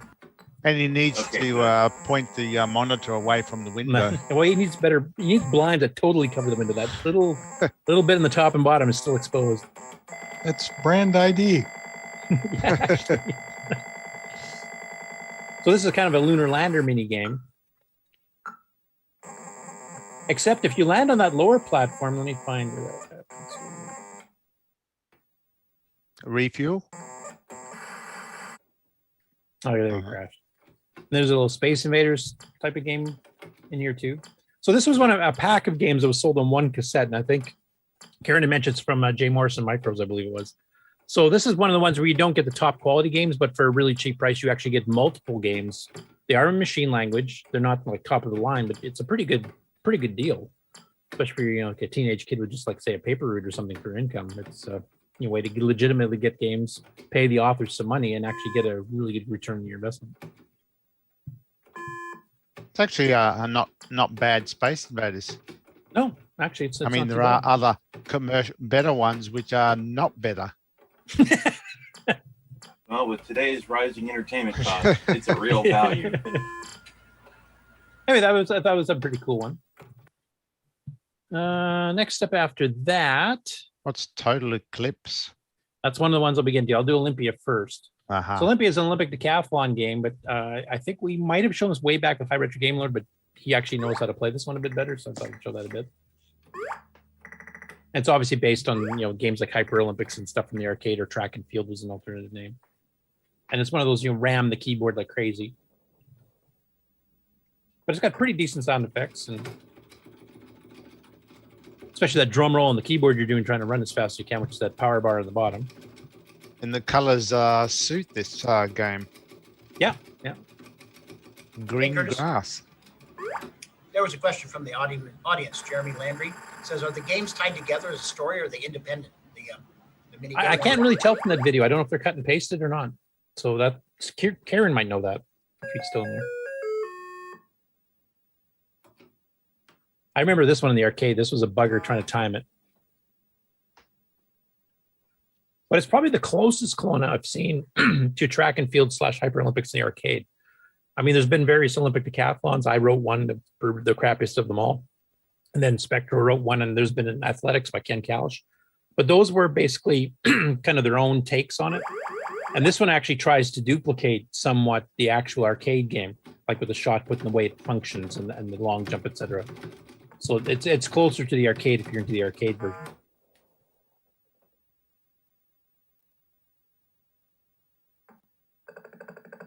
"60 said, suspect just random assortment." Oh, okay. I like the way they do the crowd cheering. It's basically just random shifting colors with noise. Yeah. That's innovation, ladies and gents. And good value with it, rising entertainment costs.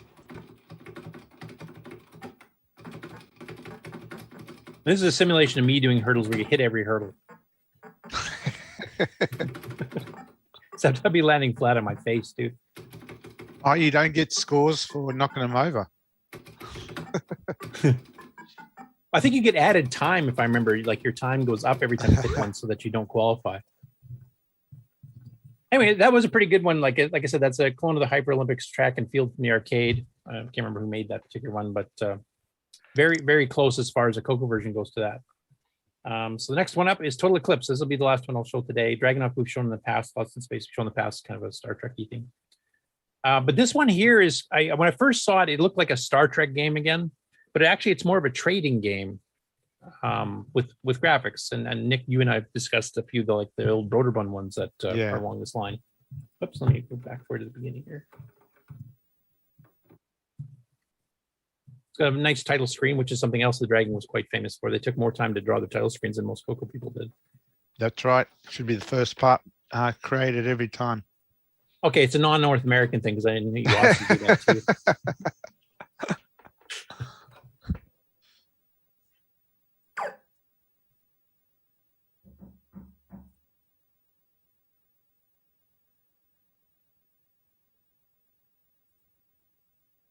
There, he's actually calling the ROM routine for the circle command. You can tell by the way it draws. You can tell.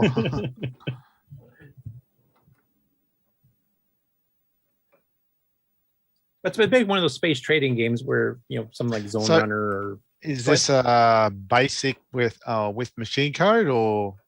I'm not sure. If Karen knows this one, he can let me know on that one too. I mean, obviously some of it's ML because the text display is quite quick. Yeah, in the star field. But the circle command, I mean, drawing a circle in ML, if you don't know math, and I don't, I couldn't do that on my own. So I would probably go the ROM routine too. Oh, the way the screen changes, it's ML. So yeah, I imagine it's mostly ML. It with probably a is few ROM mostly routines. ML. Yeah, just to make it easier, because like I say, drawing a circle in ML is not easy if you're not math inclined. No. So anyway, that's the ones I wanted to show you from Cuthbert this week. But quite a few new ones. Like I haven't seen this one before. I haven't seen the Chicken Run. I hadn't seen Lucifer's Kingdom. I hadn't seen the Dragon 2, game pack. So quite cool. I'm sure there's more undiscovered stuff on there too that we've never seen before. So I don't know if Cuthbert ever listens to our show, but keep them coming. I'm loving finding some of the stuff you're finding. 60 said he didn't know, but he assumes machine code with ROM calls. Okay. Next is a channel I've not heard of before called Daily Retro Zoom, and he decided to do a little spotlight on Dungeons of Daggorath, a little 1-minute clip, and he is planning on doing a longer play video later on. And heart-pounding 3D terror in 8K of data. It's one of the greatest adverts I've ever seen for Daggorath. But he really, he cranked the sound up because some people kind of dim it down. And I mean, the thing that makes Daggorath such a unique and awesome game, especially for its time, was the sound. The sound of your heartbeat speeding up. The sound of the monsters getting louder as they get closer, even if you can't see them. The fact that every monster has a unique sound, so you can tell, oh, that's a snake or that's a Galrog or whatever type thing. So still one of the best games of all time. And now for Jason Riker, because he requested it, we have our famous Geiger punk, Rob's Retro Rambles, with his lava lamps. Lava lamp. So this one he's doing Caverns of Chaos, which actually that's not the full title. That's the title they used on the cover.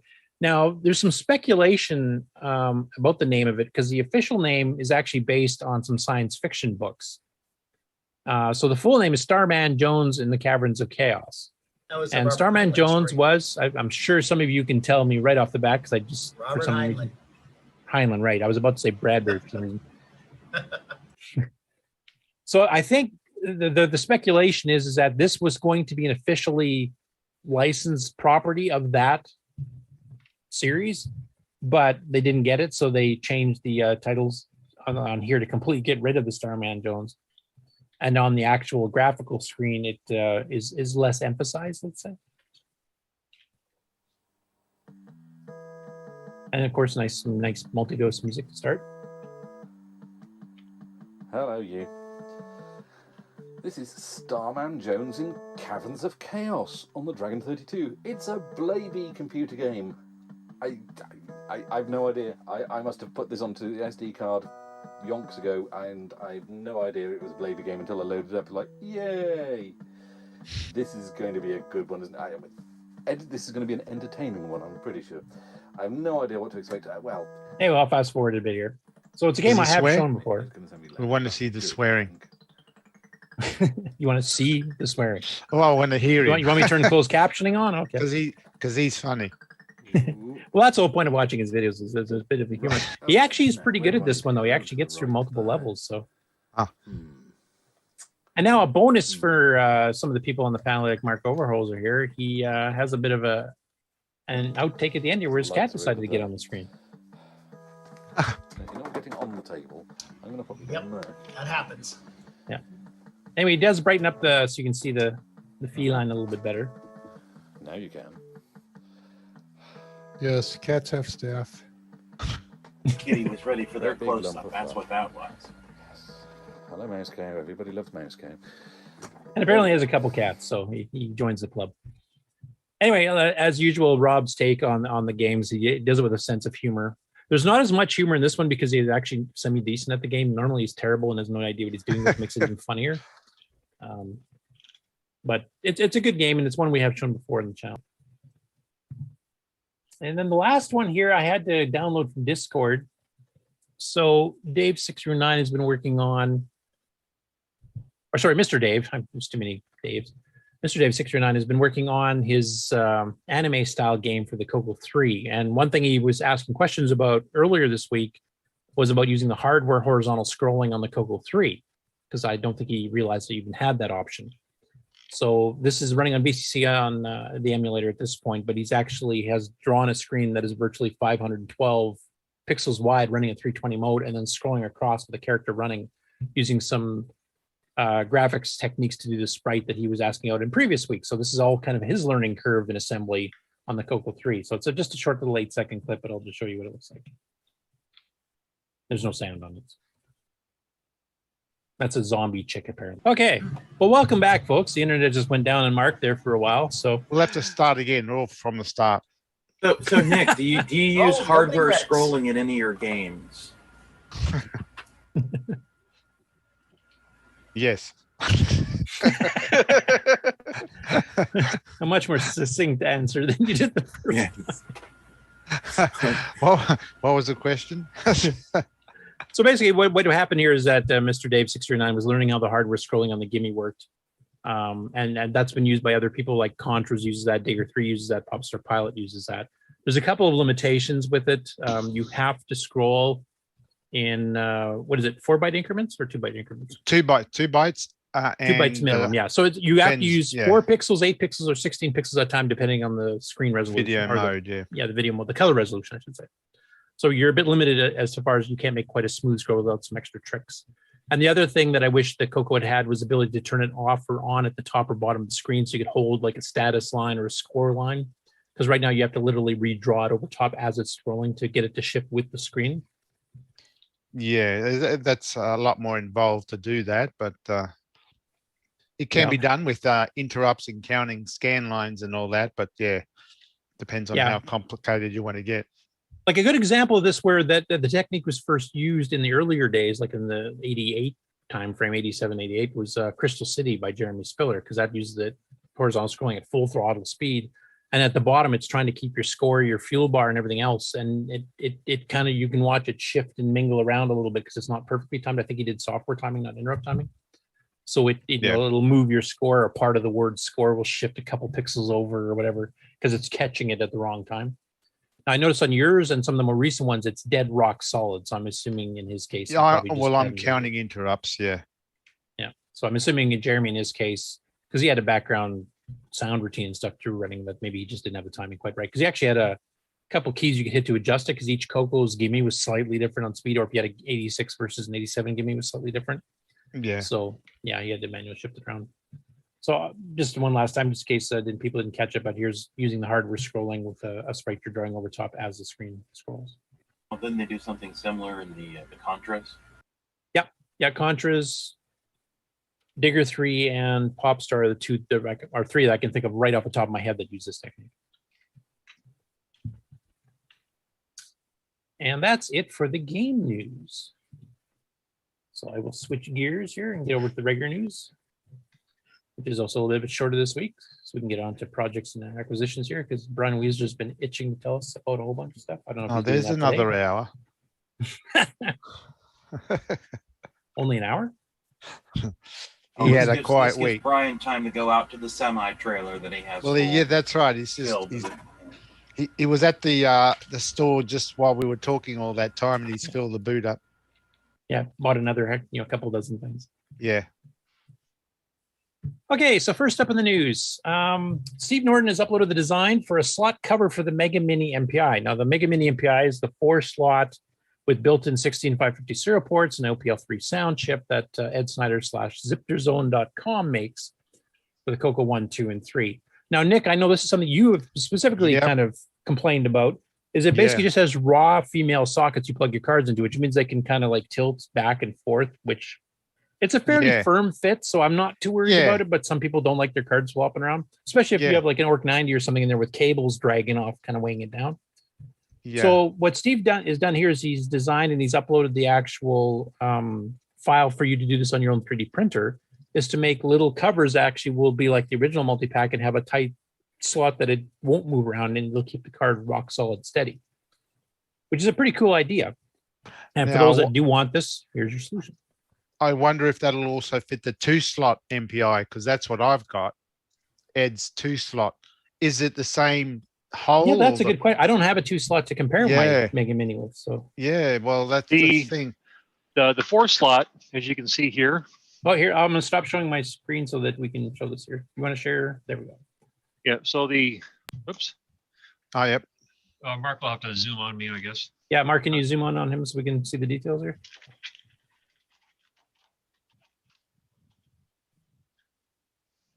So your 4-slot that Ed sells, you can see it has this rib in between here. Yeah. And you can see it's rather shallow. So yeah, there's not a lot of support for your cards. The 2-slot is just an open. So Yeah, it's that design probably would not work. I guess I'm not sure if you put one cartridge in, would it cover maybe the second? You know, to Yeah. at least fill that void that's right there. Maybe, I guess. That's the thing, yeah. Yeah. Because I'd be interested in that little adapter, but yeah, does it fit the 2-slot? Yeah, it's hard to. It might, but yeah. So that's a question, Ed. If you're listening, if you want to like either send us an email or even pop on the show once, you know, to kind of talk about that, if you think that would work, or if it would I require guess- some by tweaking. What we need to know is the distance between the connectors in the MPI. If the gap between connectors is wider on the 4-slot, then it won't fit on the 2-slot. Yeah, it's hard to tell here as I'm looking here. It does look like on the 2-slot that the space from Yeah. connector to connector is narrower on the Yeah. 2. So you almost can fit four, 2 so- cartridges in, but there's no gap between the cartridges there. Right. Yeah, you don't have Whereas this that little you've, rib. you've got a yeah. gap, yeah. Yep. So I suspect it won't fit. So it might just need a tweak to the design. Well, it would do. Because I but mean, yeah. the 3D print file's up there. If anybody wants to modify it and they have a mini, Yeah, and they yeah, wanna it would fiddle it with would be they can. easy to do, yeah.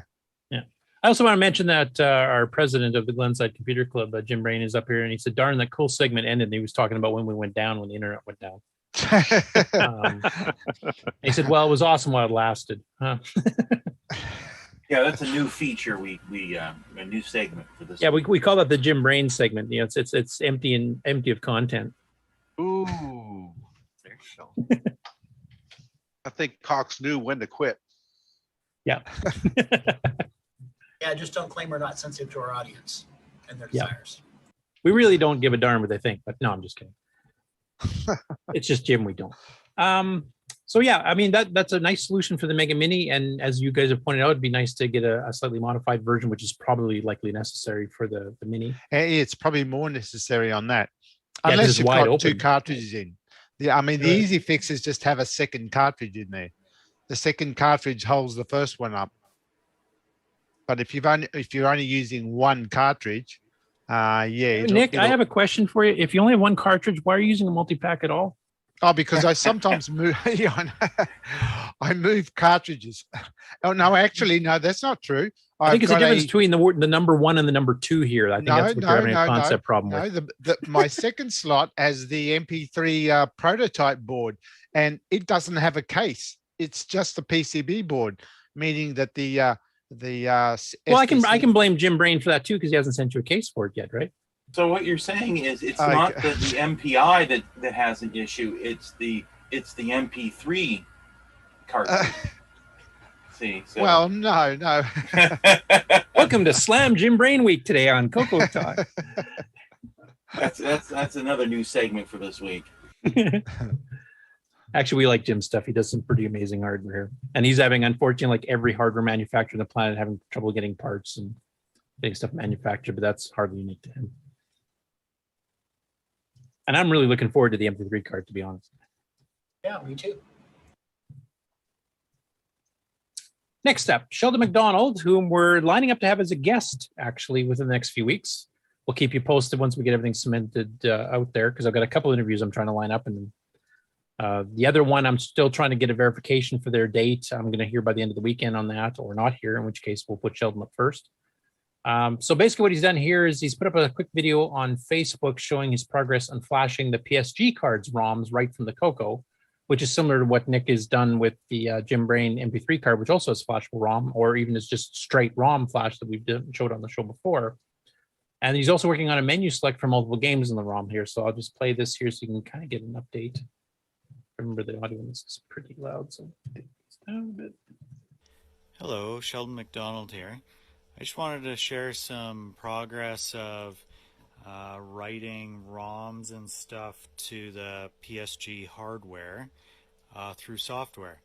So this first test that I did was I put downland into my source code. So I went and assembled it. Oops. So I went and assembled it. So now I have my program that's going to burn the code onto the PSG hardware. So we're going to go over to the color computer now. So I got the PSG here. Okay. I'm going to show that it normally has a boot that looks like this with a menu. Okay. So it's no longer going to display that. This time it'll show what I'm about to program to it. So we'll go ahead and start up my SD. Oops, wrong port. Okay, so I have it on auto boot right now, so so it automatically loads my disk image.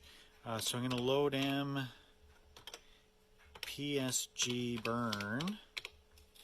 Now this program has downland inside of it. Okay, I'm going to execute this.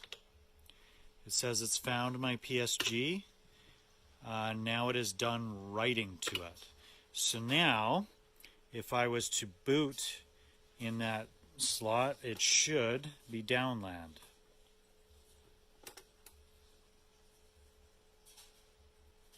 Oh yeah, perfect.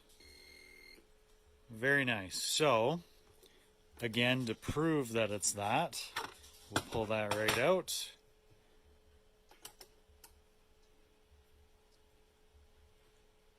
So that burn was done through software. See, he's only got one cartridge so in there now. I'm currently in the middle of partitioning the PSG. Wobble. He's not whining about it though, like some people. A whole ton of programs on it.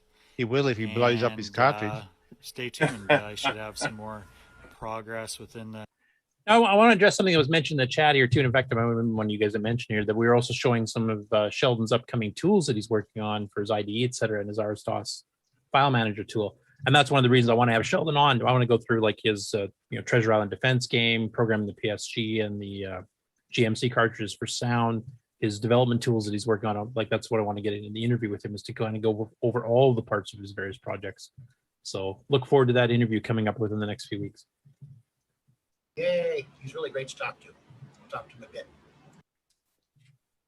Next up, speaking of Pac-Man transcode here, Glen Hewlett, the author of that. Now, some of you have seen before, he was working on a transcoded Defender.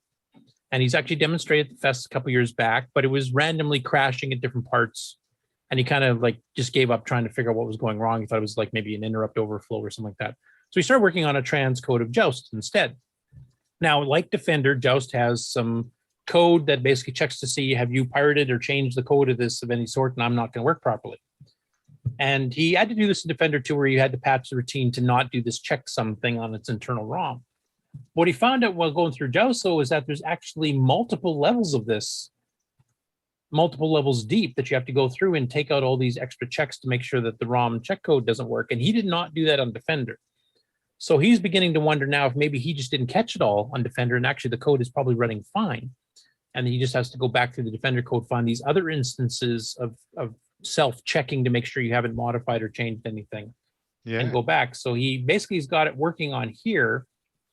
But now he's talking about he's going to have to go back through Defender. But this is actually, if that turns out to be true, and that is the reason the Defender's not working, he might get transcodes of both Joust and Defender done, in a faster rate than he's been doing lately. Because Defender was pretty well like 95% done when he kind of stopped it because of the random crashes. Like he had the whole intro demo part already working, and you could actually start playing the game flying around, that would just freeze. So if that turns out to be the case, we might have a couple of new transcodes coming out in the near future. Cool. Value added right there. Yeah. And is Joust a 6809 game as well? Yes, it is. Yeah. Aha. Bill Noble was actually trying it for a while too. Then he got kind of busy with Nitro 9 again. So, but yeah, it's another 6809 core one. So that, and pretty close to the graphics screen of the CoCo 3. It's 16 colors, etc. And will that reignite the Buzzard Bait versus Lancer debate again? And we're just going to add. Yeah, I mean, it is closer to Lancer than Buzzard Bait, I guess, because it actually has flying mechanics. But Buzzard Bait will still be the best version, voted by the people. The people have spoken. Now, Nick, let me tell you why you're wrong. Stolen election. All I know is I'm going to make a ton of money on torches and pitchforks because I'll sell to both sides. Anyway, it's a really interesting blog post explaining exactly how this checking routine works and how he found the fact there's multiple levels of it instead of just the one they originally got going. So with sample code, so he actually goes through the code, explains exactly what it's doing.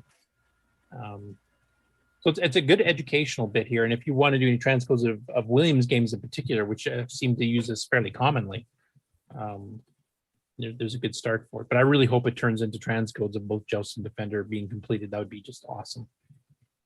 Basically, the CoCo 3 would become its own main almost.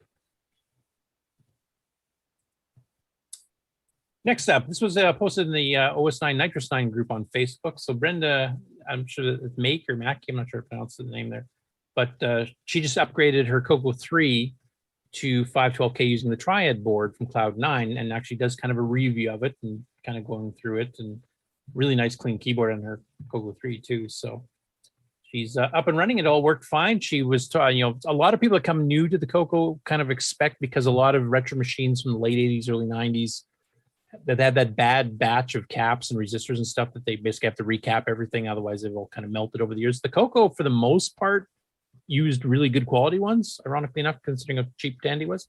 And you generally don't have to recap CoCo. So a lot of people said, unless you see something like literally melted all over the place on the motherboard, then don't bother. And everything worked fine. She just put the upgrade in the way it went. And I think most of you have kind of recommended the same things when we see that popping up on Facebook or Discord, that usually a CoCo doesn't need to be recapped. Usually. I did have one here that was CoCo 3 that was goofy, and that was the only thing that did fix it. But that's one out of it seems to be rare. And it might be like, certain times in the CoCo's history was manufactured in different places with, slightly different part suppliers, et cetera. And I think there was a few little windows of inopportunity to find those. Absolutely. So anyway, it's a really good review of that. And also a link to the stress program, which actually will do memory tests up to 2 meg and 8 meg, I think, even, if I remember correctly. So you can actually test your RAM upgrades. Next up, nice keyboard Alan, which is actually a video we featured it was last week or the week before, where he'd gotten this CoCo 3, didn't really know what to do with it, was planning on selling it.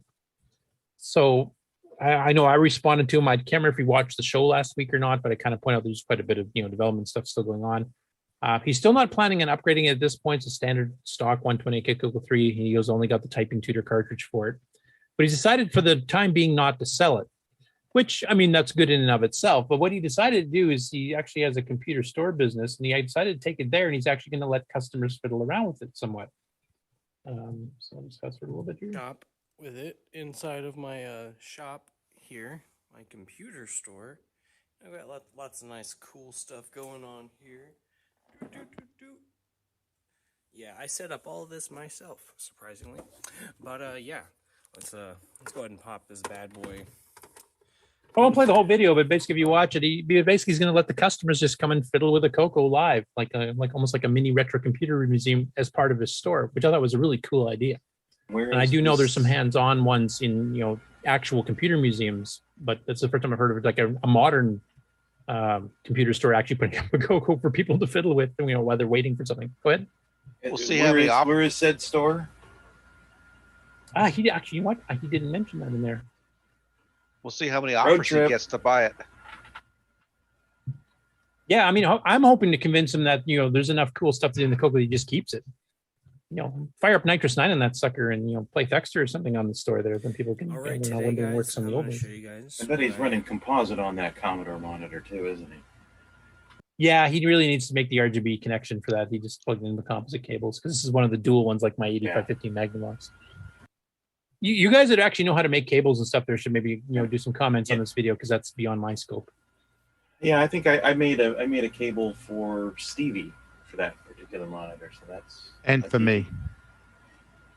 Well, yours is the PAL version, so it has SCART. Yeah. If this is a North American version, then it has a DIN connector. Yeah. Okay, cool. Yeah, if you can do that, Jason, that'd be great because I'd like to give him more reason to convince him to keep it. And if he keeps it in the store so that, you know, customers can just wander in, we'll have to find out where he's located and kind of plug that for people to go check out and say hi. I know from firsthand experience of going to the BCF things that people just, you know, a lot of people don't even know about older hardware. They just walk in, they check out all these old computers, and they're really excited to put their hands on and try stuff out. Yeah, and that's one thing. I mean, there's some computer museums that basically have everything in glass cases and you can't touch anything. And then there's a few like that one, is it the Netherlands that has that one really hands-on with all kinds of machines? It's huge. And I've seen a few other ones too where people can go in and just, you know, try them out. You can request a game, you can request all kinds of stuff. You want to run a graphics editor like Color Max, go ahead. And that's just kind of cool, especially for I think younger kids who don't really know the history. This is kind of gives them a history lesson while being fun at the same time. I wish more computer stores would do something like this. Actually, it'd be kind of fun. Yes. Now this one, I think, was it Mark? You were the one who sent me the link to this? That basically Yep. The booking of tables for CoCoFest in November in the Chicago area is now open on the web. You can actually book, and you can see there that, you know, anything in red's already been filled in, and you can see who's at those particular booths. And then you got green ones that are available. So there's still a fair number of tables available. So you can actually book it online here and register for the fest itself. You can also register for the dinner on Saturday where we order in some food. I don't know if they've decided yet where the food's coming from or if it's or what exactly the food's going to be yet. I don't remember that from the last meeting, but I did miss part of it. But yeah, you can actually book your tables now, and we'll hope to see you all there because it's a fun time, and it's really nice finally having it back on again. You know, we did our virtual one, which is kind of fun, but it's not as good as being in person and being able to see everybody and say hi. Really hoping that the border is going to be open for you by then. It will, unless this Delta variant goes completely ape. It is. They've already started. They did the very first loosening of restrictions so that Canadians coming back, basically they were told stay away. But now they say if you can prove you got 2 shots for at least 14 days in any other country using any WHO approved vaccines, that you can skip the quarantine and just come back. So that's the first part of the opening up, and they're expecting another announcement in July here to loosen restrictions even further. So hardware upgrades, but I may try to. Okay, I help think with this it's eventually. It's come back. Amazing Zoom stayed connected, but I'm now back in the green, so the stream should start again. Yeah. Oh, Jim just said, "Ooh, could it be another awesome segment?" Because it went down. Yeah, this is a new feature. This is not an issue; it's a feature. So, if you guys want to verify in the chat there that we're back online, you guys can see us. Mark's having some problems with his internet again. I think we're on YouTube. Were we ever on? I'm just waiting for verification. We're just doing that for like the 12 of us here, right? Okay, Jim Rice says Twitch is up. Yep. And Retro says YouTube's up, much to his consternation. So the last story, which I'll try to sneak in before the net goes down again. So Dragon Plus Electronics, or sorry, Dragon, yeah, sorry, it is Dragon Plus Electronics. The Dragon Plus board was a hardware upgrade for the Dragon back in the mid-'80s that gave you an 80-column card plus 64K RAM for a RAM drive, in addition to the 64 you had in your Dragon 64.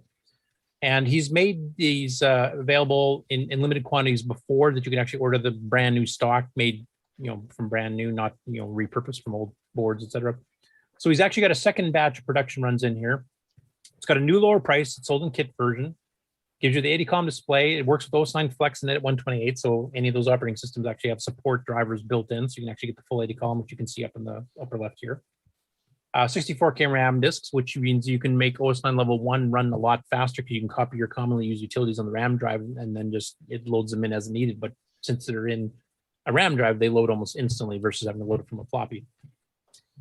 Now, he mentioned this kit is suitable for all models of Dragon 32, 64, or Dragon 200 with 64K RAM. So if you have a Dragon 32, you will need to upgrade it to 64K RAM, which the Dragon people can help you with if you don't know how to do that. He said technically it should also work with Tano Dragons as it connects only to the SAM and ROM sockets. It has not been tested for the size inside of a Tano Dragon, however. And I can't remember if Brian Wiesler or some of you other people were thinking about possibly getting this and maybe giving him some feedback if there was any changes that needed to be done. I can't remember somebody was saying that at some point. No, I haven't looked at this yet. Okay. So anyway, it's 65 pounds. I'm not sure what that, probably about $100 or something these days. Which for an 80 column card with a 64K RAM drive included, so that's not a bad price. And actually freeze RAM on the Dragon itself too, because it's got its own video RAM on the card. So when you're talking to this 80 column screen, it takes no RAM out of your Dragon at all. In fact, it takes less because if you disable the 512 byte VDG screen, you get that 512 bytes back. Now, my understanding is you can actually run these both simultaneously if you have the right software. Or maybe that's the Dragon Plus board, the other one, the MSX2 board, maybe I'm thinking of. Yeah, scratch that. Yeah. And this is just kind of takes over. But yeah, it does free up some RAM and OS9 and Flex for you. So, and that is the end of the news. Cool.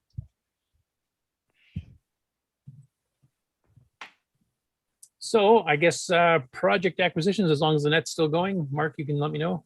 Yep, we're still here. Sorry, Jim.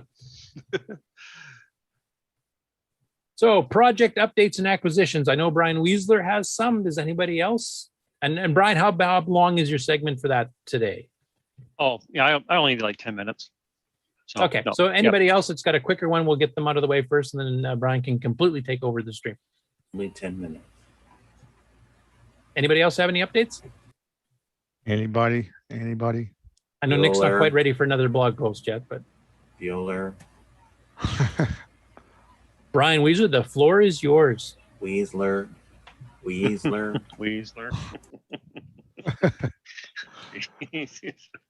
Oh my goodness. Okay. Kind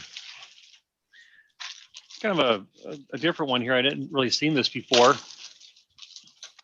There was this thing called some of you guys with the Spanish will have to help me out here with this here. So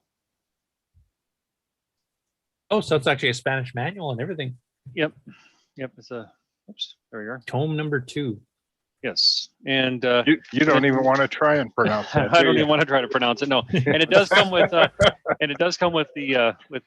with the 6 of the cassettes and everything that go with it. Now, what's kind of interesting is that it's split. So you got this side here, and then this half is English. So magic words.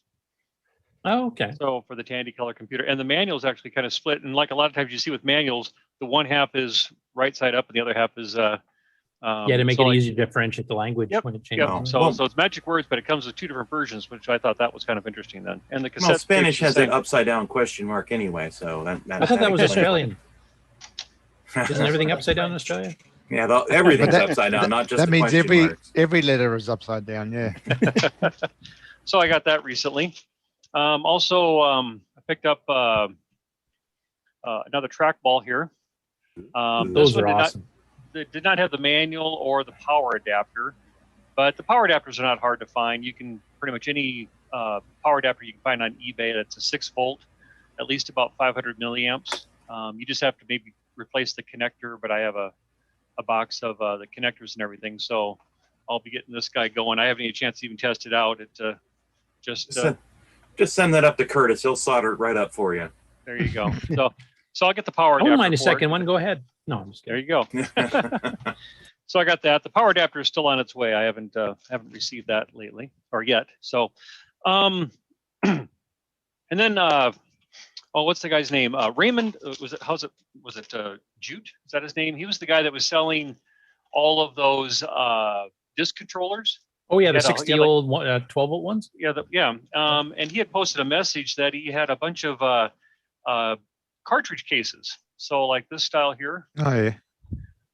they're blank. There's no holes on them. He had a whole group of them, about 10 or 12 of them, and so I picked up those. He sent me a whole box of those things, of these blank cartridges. So I do, and because I do have some cartridges that they're just all hacked up and everything with holes in them. So I might upgrade a few, and then maybe if somebody's looking for some project cases, that would fit into this size. Is that end plate removable, or is it molded? No, this is it comes apart. It is the the end plate. Oh, this here? It's solid, I think.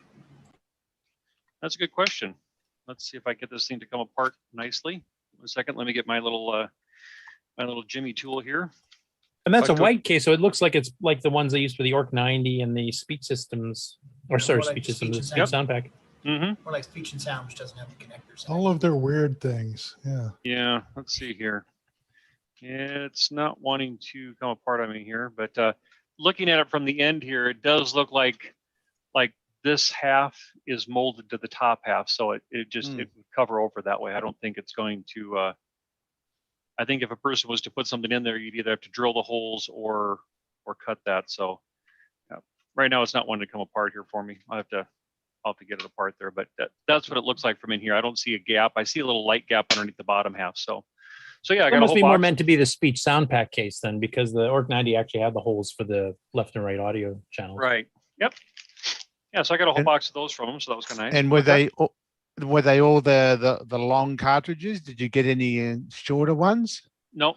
They're all that long type. Yep, Yeah. a whole box of them there. Yeah. I mean, I think there's like 12, maybe 15 of them in there. So Wow. yep. So that was a good price on those. The other thing I wanted to show was I think it was on the well, he did have them on eBay, but he also had done a little listing there on Discord there. Joshua Harper, I think he's been selling some stuff. You may have seen some posts from him either on the list or otherwise. He had some items on eBay, and I'd reached out to him and worked out a deal to buy a group purchase from him. So with that, he had a pair of these listed out there. So there's 2 of them that come in the group, and there's one more listing out there. So if somebody wants a couple of these black ones, they're out there on eBay right now. So, and those are kind of nice. But with that group that he also had some other items that I asked him if I could just buy a whole group, and we worked out a deal. I haven't been able to find the manufacturer of this yet, but it's a keyboard extender. So you have this end here that would plug into the CoCo, like where the keyboard would go in. So this would plug into the keyboard, and then you got this ribbon cable, and then the other end, you plug your keyboard into here, and you could extend your keyboard like 6 feet away from your CoCo. Yeah, there's a via few this, manufacturers ribbon back in the cable. day that sold those keyboard extenders. Am I coming through? Yeah. Yep. Yeah. You guys listening? We can hear you. Can you hear us? Okay. Yeah. Oh, there. I just got to think my interconnection is unstable. Oh, there we go. Am I back now? Yep. So okay. You never went away, but yeah. Oh, okay. I wasn't hearing you guys. I'm sorry. So yeah. So if anybody was commenting, I'm sorry I didn't hear anything. So You didn't miss anything. okay. Also in that group, he had, and some of you recognize this guy. Oh, the HCL 57. Yep. So the keyboard here, it looks like it may have been installed. It has very little wear on it, and it also had the kit that came with it that you would use to mount it to the existing posts that are in there. So that was nice. Out of all the keyboards, third-party keyboards made for the CoCo, that is my favorite. The best, second yeah. is the Mark Data Products one. Well, and that's what I'm trying to figure out here. This one's not a Mark Data, but this one is in there. I thought this was a Mark Data, but it's not a Mark No, Data. that's what is it called? The professional. Is that the professional one? I was doing some searching. Yeah, they on made the 2 archive. versions, and they got the really weird F ones. That was the first Yep. version they made, so that's Yeah. the original one. And then they made another one where they kind of moved them around to make it a bit more normal. Yeah, so you can see here the F1 keys are all clustered in a different fashion right here. Yeah. So this This was the professional? was the first third-party keyboard for the CoCo that had function keys on it. This Who came made that before one? Keytronics. It came before HGL. Like it was one of the earliest ones. And you'll see there was two versions. One with the really weird placement of the F keys was a first version. And then they brought another one where they rejiggered the layout somewhat, which was they called the professional one, which was actually a little bit more expensive. But yeah, these came out about 83-ish. What was the brand you thought it was? Professional or? Well, no, that was the two they had. One was called the professional, one was called something else, and I'll have to look it up. So continue on, and I'll look it up while we're talking. Yeah, I was going to do some searching on that one. So yeah, I got those items there from Joshua. Let's see what else I'm going to share with you guys here. So I had posted out on Facebook there about the pins that go with the FP215 plotter. And those pins aren't obviously available anymore, but there was somebody on the that did respond to my post, and his name was Matt. Is it Boytim? Boytim, Boytim, Boytim, and he's actually making some replacement pins for them. And for $25, he'll send you a little kit. Kind of came in this this baggie here, and part of the kit is he has these little dummy cartridges, and they just have the green. They have the green and the red tips on them, and they're just little filler dummy ones that you can just put in the front because this is that pin plotter, and you can just put those in there so it looks like you have the pins. So, but the main reason I got it was he makes these little. Oops, let me grab one here. There we go. I'm not sure if you can see it. It's actually hollow through here, and these are 3D printed. And what it allows you to do is pilot pens. It allows you to stick one of the pilot pens into this cartridge. Now he's just using a little piece of tape here, but it holds it. But what's nice about it is if you can see this little lip that's right here, that's what fits into the pen holder. And it holds it just right. Now it does kind of stick up in the air, so when the pen's going like crazy, you can see this little piece kind of vibrating though, but it works really well. This is the test print that you get on the pen plotter, and it does a very nice thin line on it. So I was very happy to get that because I've been wanting to get one of those pen plotters for a while, and I finally had the opportunity. And but the pens that were with it were all dried up. And some people had some comments about taking the top off the pen and you can refill it with the ink and put the top back on it. So that was one thought that I had. But with these here, and you can buy these pilot pen refills on the internet. You can go to your local office supply place. They're readily available. So I thought this was a good solution. So if you go find my post out on Facebook there, you can certainly see his comments, Matt's comments, and he has a website that you can reach him through, and he's making this kit available. So that was a good solution. Then finally, am I still coming through okay, or my internet still going crazy? Perfectly fine here. Okay. And then the last thing here, I just received these today. It was actually a pretty good price, but they were selling them in packages of 2. I picked up 2 packages, but it's the 6809 processor, not the 63, but it's the 68. But still, I wanted to have a few extra spares. I had a few from when I've upgraded to the 6309, but this was a good price. I'm assuming they work. I did give them the alcohol test, where I took some alcohol to wipe across the front of them to make sure that these weren't some rebranded junk. I thought you meant that you had a couple of drinks and you tried to install it. No. I'll get those pins in there one way or another. Now, fortunately, these were shipped here in the U.S., so I felt pretty comfortable versus from maybe another country. But yes, no, they did at least pass the alcohol test, and these weren't just reprinted some other junk 40-pin. So I'm going to test them out and see. I did do a post on Facebook asking if there's a good way to test these. Some people said you just go ahead and slam them in there and try it. The same guy, this Raymond Jute that I bought the cases from, I don't remember the brand. It was like, I went and looked at it. It was like 150, 175 bucks. It's a kit that you can buy that has different zip sockets on it and different ROMs, and you can actually put in different processors. So like the 68, the 65, 100 series, it'll test those processors. But I'd love to buy one, but I just don't know if $150 just to test a handful of processors is really worth it or not. But I may just have to bite the bullet and just put one in a CoCo. And I mean, you got a couple of spares up there. Yeah, I should be okay.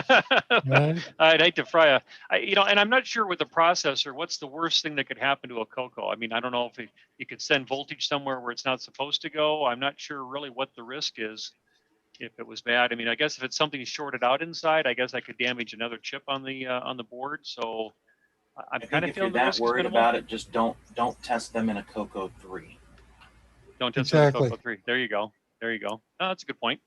Because CoCo 2 is all LS, so it would be hard pressed to blow things up. Okay, good point. Hey, I'm just going to share my screen here briefly if I can. I got the answer to your question. So this is the premium keyboard. That's what they called yours. The professional is the one where they rejiggered the F keys. But it was Micronics Systems Corporation that was selling these. And unfortunately, this is kind of not a greatest scan in the world here from the archive, but that's the keyboard you got there. And then they, like I said, they repositioned the keys to make it a bit more standard after the HGL 57 came out. Mhm. And they sold that as the professional keyboard. So this is the premium keyboard is one you have. Oh, the premium then. Okay, very good. Well, I like to go and find pages like that and I print them out and then put something with it so I know exactly what it is then. So yeah, and this is from like a second half of the year 1983 Rainbow. It was advertised for months. 83, I think, is when it came out. Maybe even late 82. Excellent. Okay, perfect. Yeah, I thought it might have been a Mark Data one at first, but then when I got it, then I saw those. No, Mark Data looks more like the Dragon one. It's just got the pure 53 keys. There's no extra function keys or anything else, and it's a close second to the HGL for my favorite. Right. Well, I'm talking about the Dragon. This is the last item that I have. This came all the way from across the pond, as we say. A Dragon cover. I'm not sure if I'm still sharing or not, but Yep, Dragon 32 in red. The Dragon. Oh, there we go. Let me get it the right way there. So yeah, it has a little bit of ink transfer on it, and most of it cleaned off, but it's still in good shape though. So yeah. And you got some Dragons to put that on? Yes. Yep. I have a couple Tanos, and I do have a 32. So I'll put that over the top of it. So yeah. Hey Brian, have you seen the picture of a guy standing in front of a garage door with his son, and they have a low garage is filled? And he's just, I think we're talking about Garage Wars or something at that point. yeah. But to answer your question, go ahead. Yeah, I was going to say, I'll repeat the question just in case it got cut off before that. Basically, we know that you made a huge purchase from a not quite ex-CoCo, but somebody that's getting rid of most of their equipment, and you basically had to rent a semi or something like that to haul it all. But you're actually planning on making a special video and then to go through this in multiple.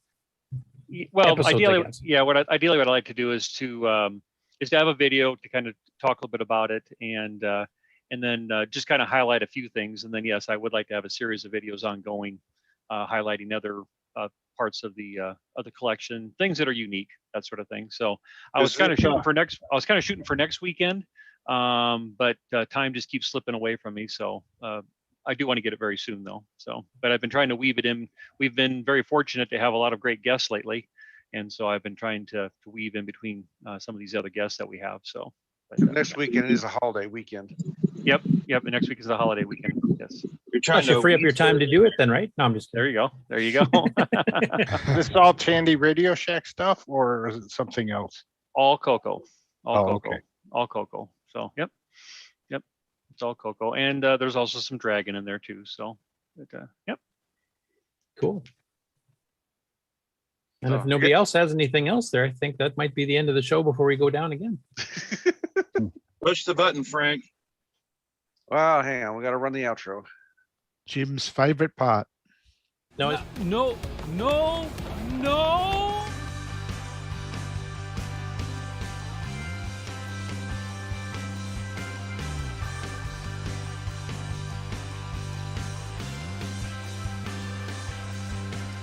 This concludes another episode of CoCoTALK, the world's leading live talk show featuring the Tandy Color computer. For all things CoCoTALK, visit us on the web at CoCoTalk.com. CoCoTalk.live. We'd love to hear from you. Send feedback, suggestions, even segments via email to CoCoTalk@CoCoTalk.live. Consider supporting the show with a purchase of merchandise from our retro swag shop at 8bit256.com. If you'd like to become a patron of the show, click on the Patreon link on our website, CoCoTalk.live. CoCoTalk would not exist without the community, its cast, crew, and contributors. Thanks go to Alan Murphy, Bill Noble, Brian Joyce, Brian Wiesler, Curtis Boyle, D. Bruce Moore, Danny O'Connor, David Ladd, Eric Canales, Grant Leedy, James Diffendaffer, Jason Reichert, Jim Brain, Ken Reichert, Mark Bosley, Mark Overholzer, Mikey Furman, Mr. Dave 6309, Nick Marotta, Nick Marotta, Paul Fiscarelli, Richard Lorbieski, Rick Adams, Rick Hewlin, Rob Inman, Ron Delvaux, Samuel Gimes, Sloopy Malibu, Steve Bjork, Terry Steggy, Tom C., and many more. Please help support the CoCo community. A list of various contributors and resources are available at imacoconut.com. That's imacoconut.com. The original CoCoTalk theme song is copyright 2008 by D. Bruce Moore and Greg Sheeler. The new CoCoTalk theme song is copyright 2020 by D. Bruce Moore. Both are mixed, mastered, and produced by D. Bruce Moore. CoCo forever, people!